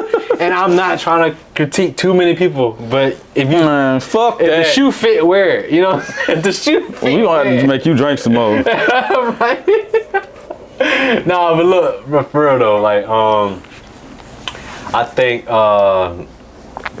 Yeah, I think that's definitely a proper way for it to be. What the question was again? How do you choose the right size and placement? Yeah, so placement is definitely making sure it's going forward, it's complementing the body. That's definitely always come to my mind. The client be like, oh, I want it to be facing me, I want to read it. It's going to be so hard for me to really put facing you because I want it to look nice. I want to present, I'm going to show you, is your t-shirt facing you? No, your t-shirt is facing for people to see it. That's how your tattoo should be, the same way. I ain't gonna lie, 1000%. It has to be something very sentimental for me to do it the opposite way. You know what I'm saying? Like if we looking at here, like say for instance, this is my grandmama's name. If I was like, hey bro, I just want the name to be facing me so I can read it. It ain't for everybody else. It's for me. Yeah. I do it. Yeah. You know what I'm saying? Well, I'm gonna tell you throughout the whole process, hey bro, you sure? Yeah. Because I mean, technically it ain't right. You know what I'm saying? But I understand the purpose. You know what I mean? But yeah, it's definitely got to be something very sentimental for me to do it the opposite way. For sure. When I see people doing faces the opposite way, now there is an exception. There is an exception. Yeah. And that's only if the girl is facing that way and her head is turned, or the man, whatever you getting of the image, is facing forward, but her head is turned, or their head is turned, or something like that. It's the only way I would do it backwards, because it makes sense. Because they moving in motion. But just to see a whole face backwards is insane. Bro, you ever seen a prayer hands backwards, bro? No, I'm glad I haven't. I'm glad I haven't, bro. I see prayer hands backwards, and I guess it's hard to think about like how prayer hands backwards. But like I feel like naturally we do like this. It ain't no way to walk. We can't walk the other way. Like we can't walk. We can't have our hands like this, right? So I feel like if I'm walking forward, my thumb should always be backwards. So if you get your tattoo, your thumb should be backwards to show that the prayer hands are going forward. So I've seen a lot of backwards prayer hands. The thumbs be in the front. Yeah, I'm like, no. Thumbs be up about the chest. Bruh, what are you doing? Right? No. But yeah, that's really what helped me think about the size and placement and stuff like that too. What kind of inks do you use? Only the best. Only the most quality, top tier, baby. Top tier ink. The most expensive shit in there. That's what I'm getting. My ink got gold flakes, baby. Hell yeah, gold flake ink. You know what I'm saying? Animal pigment ink. On me, I use Allegory. Okay. For lining, for shading, all of that good stuff. I did go through a process of using Empire, the gray wash. Yeah, I heard about Empire. Yeah, I use that, but what I do is, it is. I do like it. What I do is I always put a drop, like 3 drops of black, like straight black in it, just to beef it up, because it will heal light if you just use the regular wash. Well, I've seen it heal light with my own tattoos. Okay. And then I just want that extra beef in it too. Like I like darker tattoos because they last longer, of course. Yeah, that's that contrast. Yeah. At first, I was at a point to where I was only doing straight black and water, because I just really wanted. I wanted to be black, and then I just naturally feather my tattoos so they softer. So when they heal, they heal softer. Yeah. But I want to get to a point to where that is just in there. You just see that black. The black is black, and everything outside of it is hitting how it need to hit. Yeah. That's a good point. Sure. What about color ink? Actually, back to the black though. No, this is the most expensive shit. I like to use Sumi ink. You ever heard of Sumi? So pretty much Sumi is kind of like how they derive it. It's a whole process. Like it's like a Japanese process of how they do it. They be having like they'll use either like animal fat, or they'll use some sort of like animal bone. They'll burn it, and that soot that's from the burn, they collect that soot. Kind of similar to prison tattoos, how they'll burn like some baby oil or something like that, and the soot, that smoke that go off, it creates like a black tar. They scrape that black tar off with some Vaseline. They mix that up, and they make like an ink for it. But in Japan, when they make the Sumi ink, they get that whole soot. And they mix it with like an animal glue, and then they melt it down, and then they add like distilled water to it, and they mix it up on this whole like dry. Once the ink becomes dry, they mix it with like distilled water, and it becomes like a pigment from there. So from there, they they tattoo it up, they soak it up, and they put it into like a little tube, and they dip their needle in it, and they tattoo. It's a process. Yeah, it's a process. So that's why I really like it too. And sometimes it's fragmented, so it has like a smell to it. It smells nice, and it's all healthy to go into the skin because it's like natural carbon, and then they mix with like the animal fat and stuff like that. So it's all straight. You know what I'm saying? So I like that. But then color ink though, like so that'd be solid ink.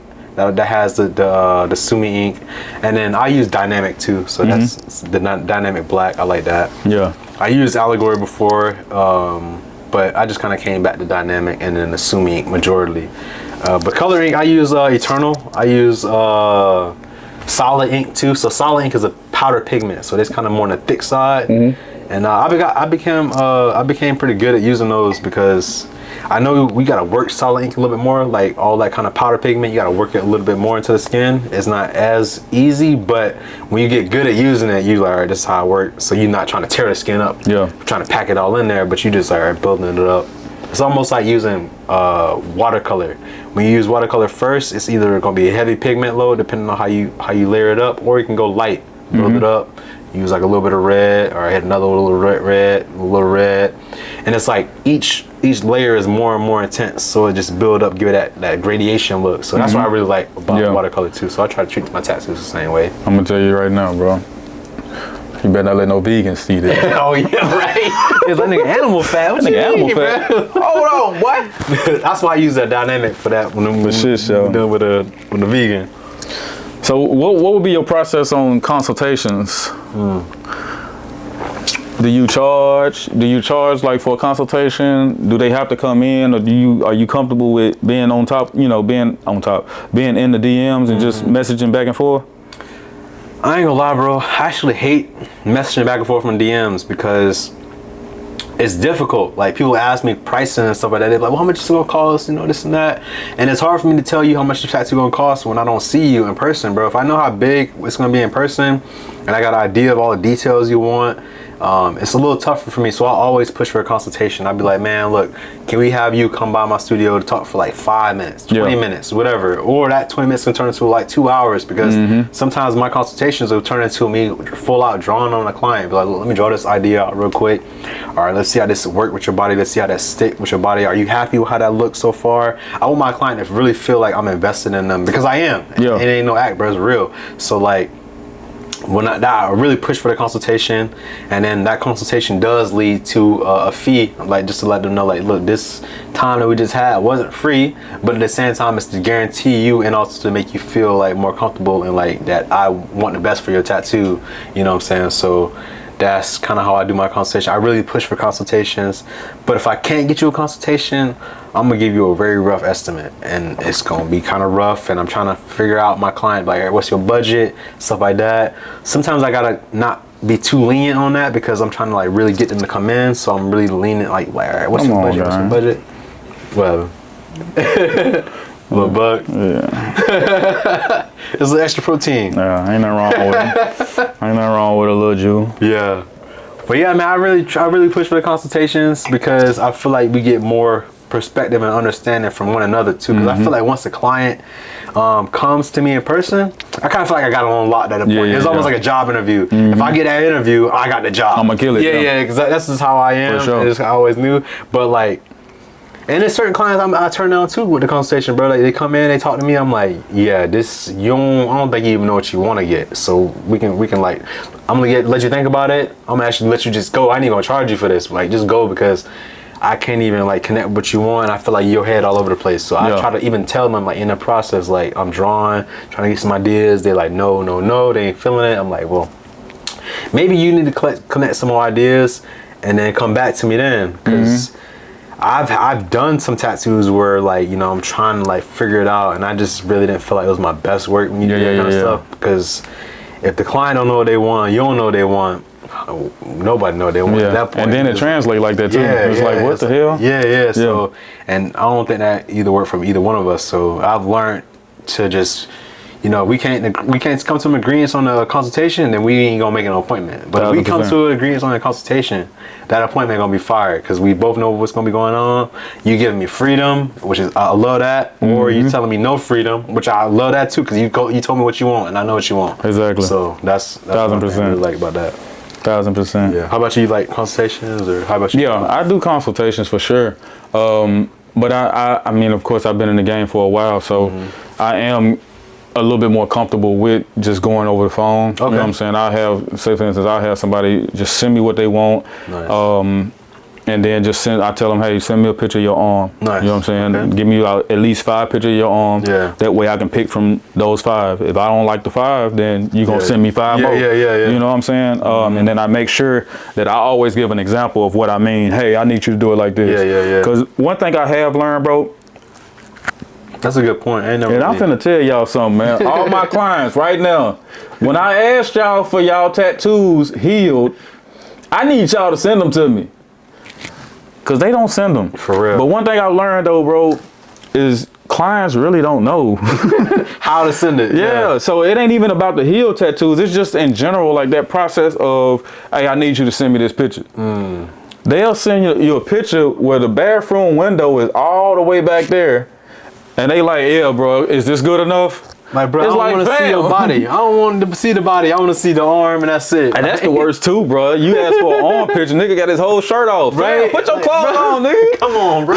Walk up to the camera, bro. Damn. I'm like, man. But yeah, they really don't be knowing, bro. So you really just be having to guide them in that. But at the same time, like I said, I am comfortable with guiding them in that process, and I will send an example if need be.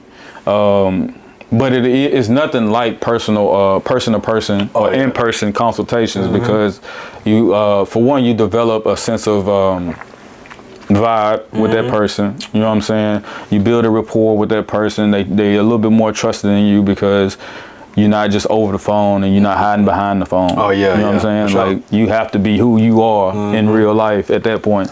So as long as they comfortable, as long as I'm comfortable, we good.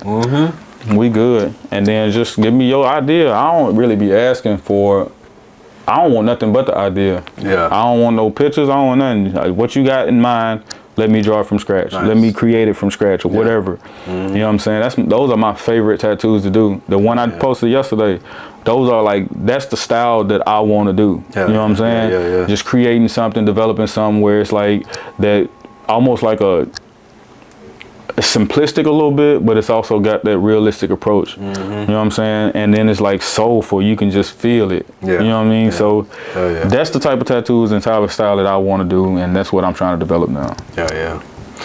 Man, what you said about like showing, like maybe clients just don't know. I had seen this piece of content the other day.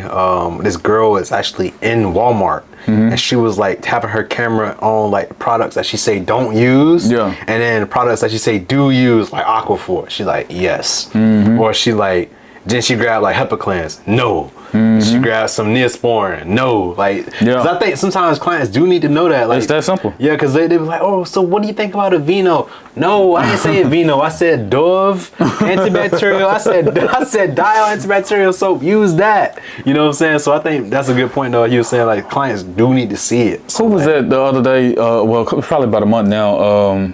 Somebody, it was content that I seen. I want to say it was Peanut. He was talking about Dial soap and not using antibacterial Dial soap. Oh, for real? You ain't see that? Nah. What's up with that? What's up with Dial soap? Was it Peanut?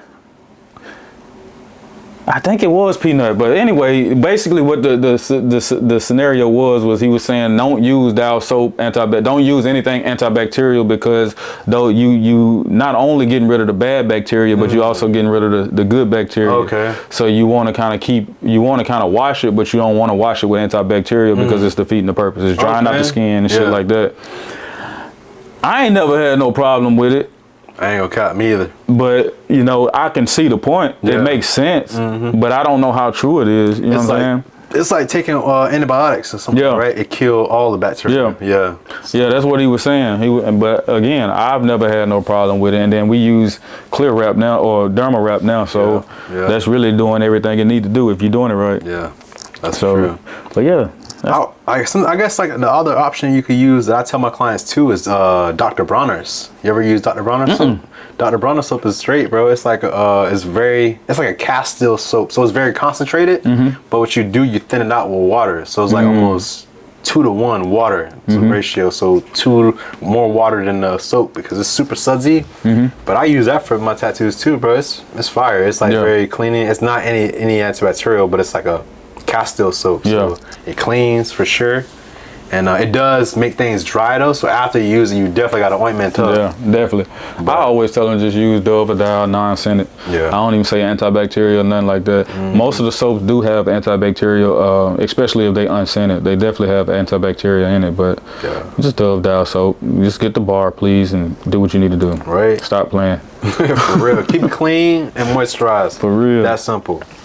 For real. That's simple. Clean and moisturize. What we gonna talk about? Pain, healing. Do you use numbing cream? I use numbing cream. I ain't gonna cap. Clients, if you want numbing cream, you can use it.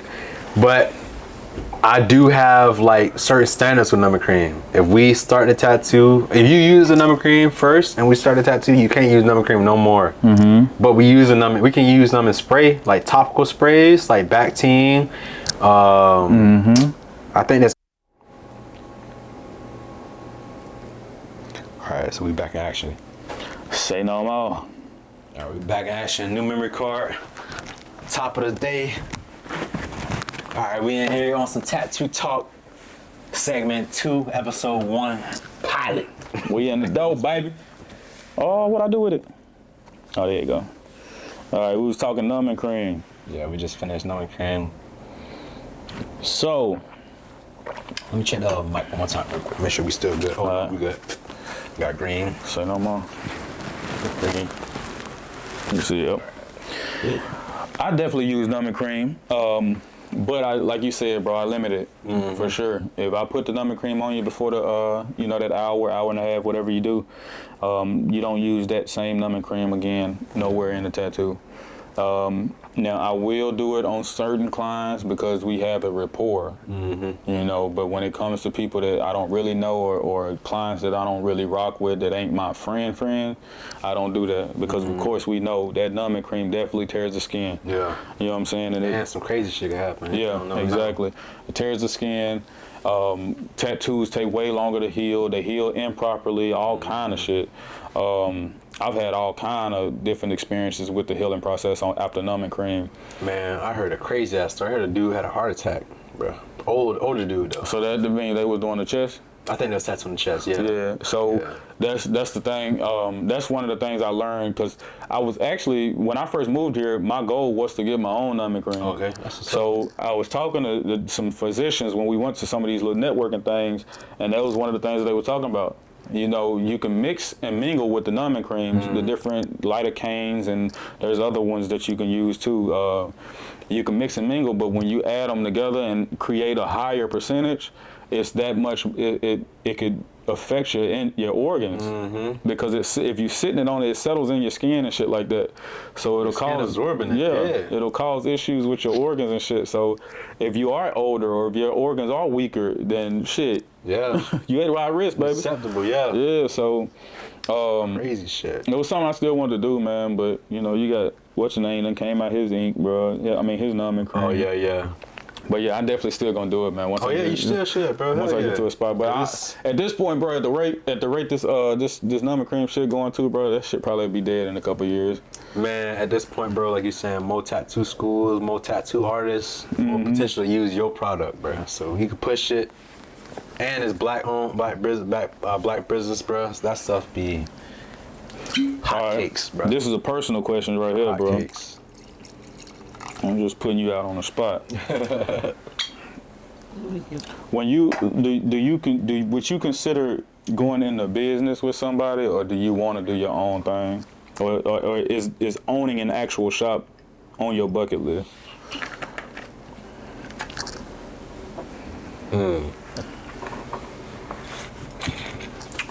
So I definitely would want to go into business with somebody.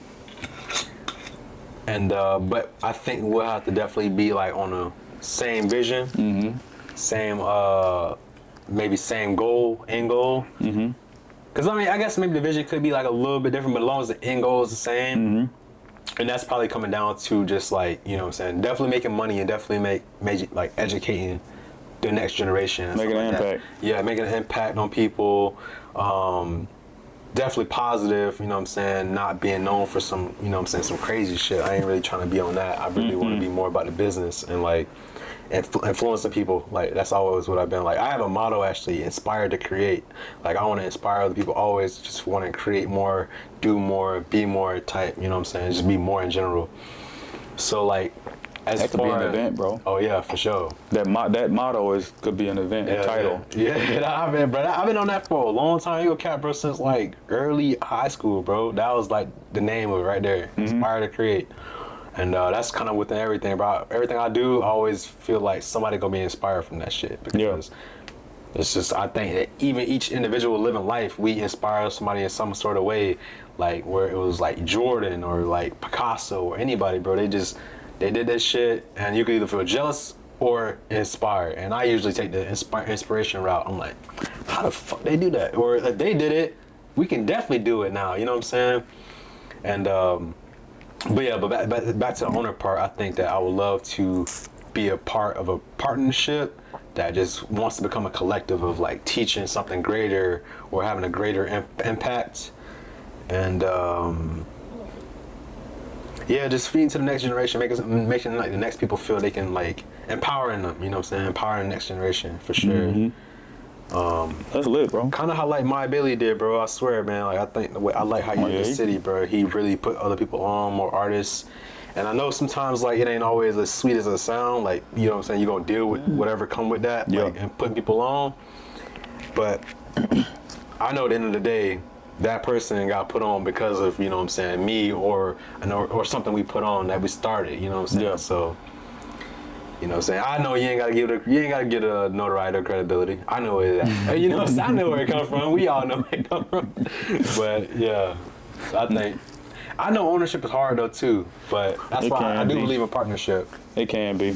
Partnership do help us go further. But I can say that too, bro. Partnership is kind of difficult too, though, because you know with ownership it's just you. You know what I'm saying? But it's pros and cons to both of them. But ownership is just you. You kind of running the show or whatever the case may be. Partnership, you consistently have somebody that you have to answer to, regardless of how you feel. You know what I'm saying? You can be the owner, but you still got to answer to somebody. You know what I'm saying? So it is kind of difficult to be in that space and still try to maneuver in a way that makes you feel comfortable. But there's also greater progression when you have somebody, you know, that's got your back. You know what I'm saying? As long as they be honest too. I was gonna say especially if they honoring the code. You know, as long as you honoring the code, bro, partnership is straight. But when you start flaking and finessing and trying to do weird shit, that's when that partnership shit get weird. Having no yes man in your corner, bro. You gotta have somebody that's gonna tell you no. That's a fact. Somebody's gonna say no. Somebody's gonna be like, bro, I think a little bit different, which is dope because who want to be around somebody that think exactly the same as them all day long? Like, bro, I want your different perspective. I want the way you think. Bring that in. You know what I'm saying? Kind of stuff too. Because sometimes you blind, you can't see behind you. But like, home, like, bro, you didn't see that shit. I think that you should shift that up. Or what do you think about introducing this? And that's always cool too. Because like, you know what I'm saying? Somebody with your best interest and you got their best interest, it's always going like it can become something greater too. So 1000%. 1000%. Sure. You got any personal questions or anything? Personal questions. It ain't gotta be personal. It could just be more questions from this. We got all these questions, man. We don't really answer these or ask these questions on our own for real. Okay. I think I got another one. Like, where would you? Okay, so what do you think is the next trend coming up in tattooing? If you had to predict a trend, and now let's just leave it at that right now for now. And then we can do something else from there because that might lead to another question in general. The next trend, tattoo style wise, or just like anything? I guess anything, but I was on TikTok the other day, bro, and I had seen, well, this not even the other day, but probably about a year ago. It was weird. I don't remember this trend, but it was a trend, bro. Brown ink tattoos. Like sepia, like the color sepia or some shit. That was popular. And I mean, I was like, of course it ain't popular on brown skin, Yeah. but that shit was popular on like more fair skinned people. But I was like, sepia tattoos? Okay, I mean, I saw like a brown ink brown butterfly that bit had like over 15,000 likes. I was like, bro, what? It's just like, I seen this dude. He actually tattooed here in Tampa. His name Carlos. He did that. It's an all red tattoo on his girl back, and she got two. I think it's two lioness, and I think it might be a cross. And I can't remember what it is. Oh, remember? I don't think I've seen that one. You ain't Carlos, seen that one? what's his name? Carlos what? Carlos Carlos tattoos, something like that. Los tattoos or something like that. He tattoo up there close to where I live. Okay. But that shit was dope. He get, I think, if I'm not mistaken, he on TikTok he hit 1 million. Damn. I thought that was pretty dope. So is the red ink you think was all really, okay? yeah. So the red ink is red. But at the same time, like the execution was fire. Okay. You know what I'm saying? He definitely executed it for sure. Okay. Trend. I ain't gonna lie, bro. I think because it's being talked about so much now, like we was talking about it offline, the black cultural tattoos. Black cultural tattoos. I think the style of black cultural is gonna be developed and it's gonna be the next trend.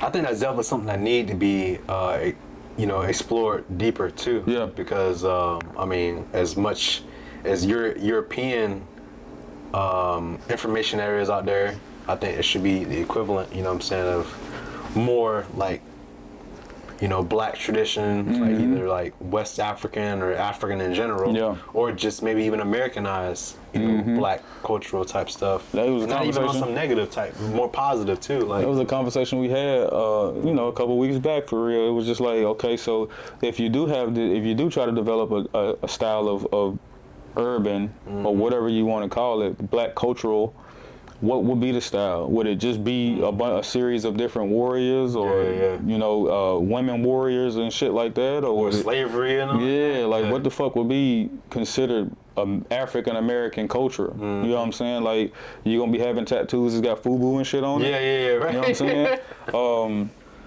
saying? It's really just trying to figure it out, bro. It was a conversation, I was telling you, there was a conversation we had in this little group, well, they had in the group chat. I don't even respond in that shit. But it was on the same vibe that when we was talking about it, you was kind of like, what would it be? Like, you was trying to get it out of me, but it was like, shit, nigga, I don't know, fam. Like, I really don't. Cause like, I mean, bro, for me, like, I don't necessarily know like what part of Africa my family is from, or from where I'm from, or like what a mask might mean, or But that's the thing though, bro. Like, and I don't mean to cut you out, but that's the thing. Like, it don't have to be, when you think of it, it don't have to be African culture. Yeah, right. It's just like what would be considered African American, or what can be considered black culture. Yeah. Because when you look at like, we're just gonna put it out there, bro. When you look at like American traditional, you don't see anything specific to white folks. Yeah. You know what I'm saying? And not to say that white folks is the only ones that do it, but that's who I associate that American with. You know what I'm saying? American when you see Chicano, West Coast style, you don't necessarily see Hispanic culture for real. You see like a story. That's where like the Sad Boy came from and all of that. We talked about that. You see a culture, like you could see how they feel, like it's a story that they telling. So what would be the story for black folks? You know what I'm saying? Like, is it, because that's what they said in the chat, is it a series of different, you can have a Mount Rushmore of Malcolm X and Martin Luther King. You can have this shit on your arm and your leg. Does that make it black culture? Or does that make it a fucking civil rights tattoo? You know what I'm saying? So it's just like, what would be considered black art? Or what would be considered, and there's some dope artists out here that be doing some shit that's like, damn. You know what I'm saying? But that's just style. That's not necessarily, I guess that's the same thing. I mean, it's their style, specific to them a little bit. It's the way they execute. But like, what would be considered African Americans tattooing or black culture tattooing? That's a big question, bro. It is, bro. I feel stumped. I ain't gonna cap. I feel stumped, bro. Like, If y'all got any questions if y'all got any answers for sure, drop that bitch down in the comments. This Let us know. This a what clip y'all right think here. about- This a For clip sure. right here, baby. Yeah, but man, I think like when I think about black culture, bro, like positive like black culture, I think for some reason I think about like my grandma and shit, bro. I think about like days where she would like she'll be descaling the fish in the backyard. Like she'll cut it up. You know what I'm saying? She'll be filleting fish in the backyard. We got grapefruit trees and shit. We got the family coming through. I think about hot combs. I think about motherfucking natural ice beer and shit like that. That's American as hell, bro. Hey, bro, I'm sick of you, bro. That nigga, That's American as hell, said bro. naturalized beer. That's American. That's Coke American. 45 and shit like that, nigga. Like Coke 45 and shit. I see F-150s. Yeah, right, nigga. I see American flags. Jesus Christ. And then like, so I think that's kind of what it is, bro. I be thinking about like, I try to think about like the southern shit too, like even like Atlanta type shit, like and like I don't know, like Somebody did bring up a point though, bro. She was like, man, I'm so sick of this. You could tell she was frustrated, but I understood where she was coming from because she was saying like, we have black culture, bro. We have our own style. It's just that people don't give it credit. Yeah. And you got tattoo artists, and especially in Atlanta, and she was basically saying that style, the black style, is that patchwork look or that collage look. You know what I'm saying? Like, have you ever seen like a tattoo, especially what's his name, Dope Ink? He be doing it a lot. I think it's Dope Ink. He got popular because he was doing a lot of big shit. You know what I'm saying? And it was like minimal. it was like portraits or something like that. No, it was minimal shading. Like it was all shaded. Like he would have a whole lot of black and shit, but it was minimal. Yeah. It wasn't like heavy, realistic or anything like that. Very minimal shading. But it was like a lot of work. Like I would see sometimes he would have like a whole sleeve and then a whole chest, all done at one night. Damn. Or one day, or whatever the case may be, or a throat all the way down to the navel or something like that. It would just be big pieces. But it would be like a collage of different shit. Maybe like just putting different shit in our culture together, like Bebe's kids with Rugrats and like just different shit like that. And she was like, that's the style. That's black culture. You know what I'm saying? So, but I was like, damn, bro, is that all we got? Yeah. Like, come on. Is that all we got? I know we got like, so when I think about, I guess like, what's that one guy that's on Instagram right now? He's mentioning like a lot of the same, like similar, like European sculptures and stuff like that, but we got the same. You talking about images. Muse? Yeah, Muse. Yeah. That guy, Muse, he introduces how we got the same ideas of like, all right, they got the Medusa, but we got somebody who's the similar as that, you know what I'm saying? But I think it's just maybe we got to do more research. That's but it. at the same time, like, well, why is the research so hidden? Like, why is that information so hidden? So is it hidden? So that's a topic, bro. Yeah, like, because is it hidden or is it just not being talked about? You know what I'm saying? Because Or are we just lazy to look it up? So here's the thing, like we hear a lot about Egyptian. You know what I'm saying? The pharaohs and shit like that. When you get online or when you go to National Treasury or whatever that TV show was, you see where they have a fucking 16-part documentary about Egypt. You know what I'm saying? And what we do is we just kind of, as black people, we kind of take that and think that that's part of African culture. And is it? Yeah. Is it really? Or is that Middle Eastern? I ain't gonna count. I think it's African culture. You think so? So, cause like here's my argument about it. I heard plenty of people who from Egypt, they be like, I'm not African. Where is Egypt located, bro? But you know, most Middle Eastern people are Indian. When I think about Middle Eastern, I guess I think about like You think about the Afghanistan. continent. You think about the continent. India, all that shit, right? But when I think about Africa, I don't really think Middle East, because it's like almost underneath America. You know what I'm saying? No, it's not underneath America, but it's like over. It's kind of, I guess, it's solid southern east. It's still underneath, below the equator. I'm sick of you, bro. I'm sick of you, bro. Bro, I don't know, but I just feel like I don't know. In my run-in, bro, I met some Egyptians, and I heard a nigga say, "I'm not African." Nigga, are you confused? Because Africa, But it's is the whole country. Just because you a couple hundred miles away from Ghana, make you different? yeah. I mean, you are, but you still black. I don't think you finna be like as white as Americans, but you gonna have some ethnicity to you, and I think it's gonna be some black folks that was there. We definitely sprinkled everywhere. Yeah, you know what I'm saying? You got black samurais. You got I don't know if you have black descent Egyptian kings or people of high stature. I don't know about that. You know what I'm saying? But you have these people that held high places, held in high places in certain aspects of life. So it's just like we sprinkled everywhere. But does that make their culture black, or does that make pharaohs black? You know what I'm saying? Does it make them African? You know what I mean? Now, when you say African, though, like, what do you mean? Are you thinking like? Because it is in Africa. Yeah. You know what I'm saying? So it's just like,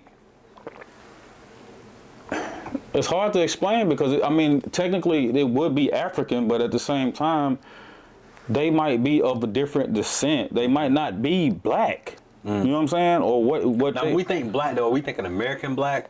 Or we thinking just like the color, like just our skin? What would we consider? It would have to be African, but at the same time, I see what you're doing. They would have to be African. Yeah. But it's like, of what ethnicity, I guess, would be the right term. True. Because if you look at us, you can tell we of black descent. Yeah. If you look at an Egyptian person, they don't look nothing like us for real. You know what I'm saying? You might catch here and there, but 9 times out of 10, he had somebody African in his family of African descent that may have trickled it down. Just like with white folks, you got light-skinned people where you can be like, damn, I thought you was white, fam. Yeah. Logic, the rapper. Yeah. Shit, I thought he was black. Yeah. The whole You know what I'm saying? So he mixed, yeah. It's just like, I mean, I thought he was white, but he mixed. So it's just like Pete Davis. I thought he was black, but he white. Yeah. You know what I'm saying? So it's just like somewhere down the line, you had somebody of African descent in there. Oh, for sure. You know what I'm saying? For sure, yeah. So it's just like, is that what it is when it comes to them? Egyptian people? Is it just the fact that at some point, because most Egyptian people look like Middle Eastern Indian people. Yeah. I see what you mean too with that, because I think like, you ever met an Ethiopian? They got a very distinct look. Like I met one Ethiopian You know girl. him when you see him. Yeah, and ever since then, bro, I know you Ethiopian. They're like, how do you know? I wish I really could tell you the truth, Right. but I know you're Ethiopian. You know what I'm saying? Because the looks, the hair, you know what I'm saying. It is definitely like different texture, skin wise. But I guess that's the beautiful thing about Africa, though, bro. You get the same variety of like, you know what I'm saying. I guess technically black people type. Yeah. But I guess our experience of black folks is like American black and like Caucasus naming us black, because in Africa I'm pretty sure there's like further, it's like deeper than just black. It's like, oh, I'm Egyptian, or I'm Lebanese, or you know what I'm saying, or some like things like that. You know what I'm saying? Like, I mean, it would be the same cesspool that we got in America. Yeah. You know what I'm saying? Yeah. I understand that. Damn, we got all the way over here. This ain't tattoo talk right now. yeah, no, we see. But I mean, it's still culture. It's still culture. trying to figure out the culture. Yeah, it's still culture. And to be honest with you, I think what it is the fact that we overthinking it. You know what I'm saying? To create that or develop that style, it's probably already developed. Basically, and for lack of words, it's probably already developed. We just overthinking it and trying to put extra into it that really don't need it. So do you think there's like, so what would you say, like if you could think about it, like what is already black culture? Like what is a black tattoo? Like you be like, all right, that represents black culture. Like what's a good example? So, like have you seen one yet, or? I think the dude, what's his name? I just said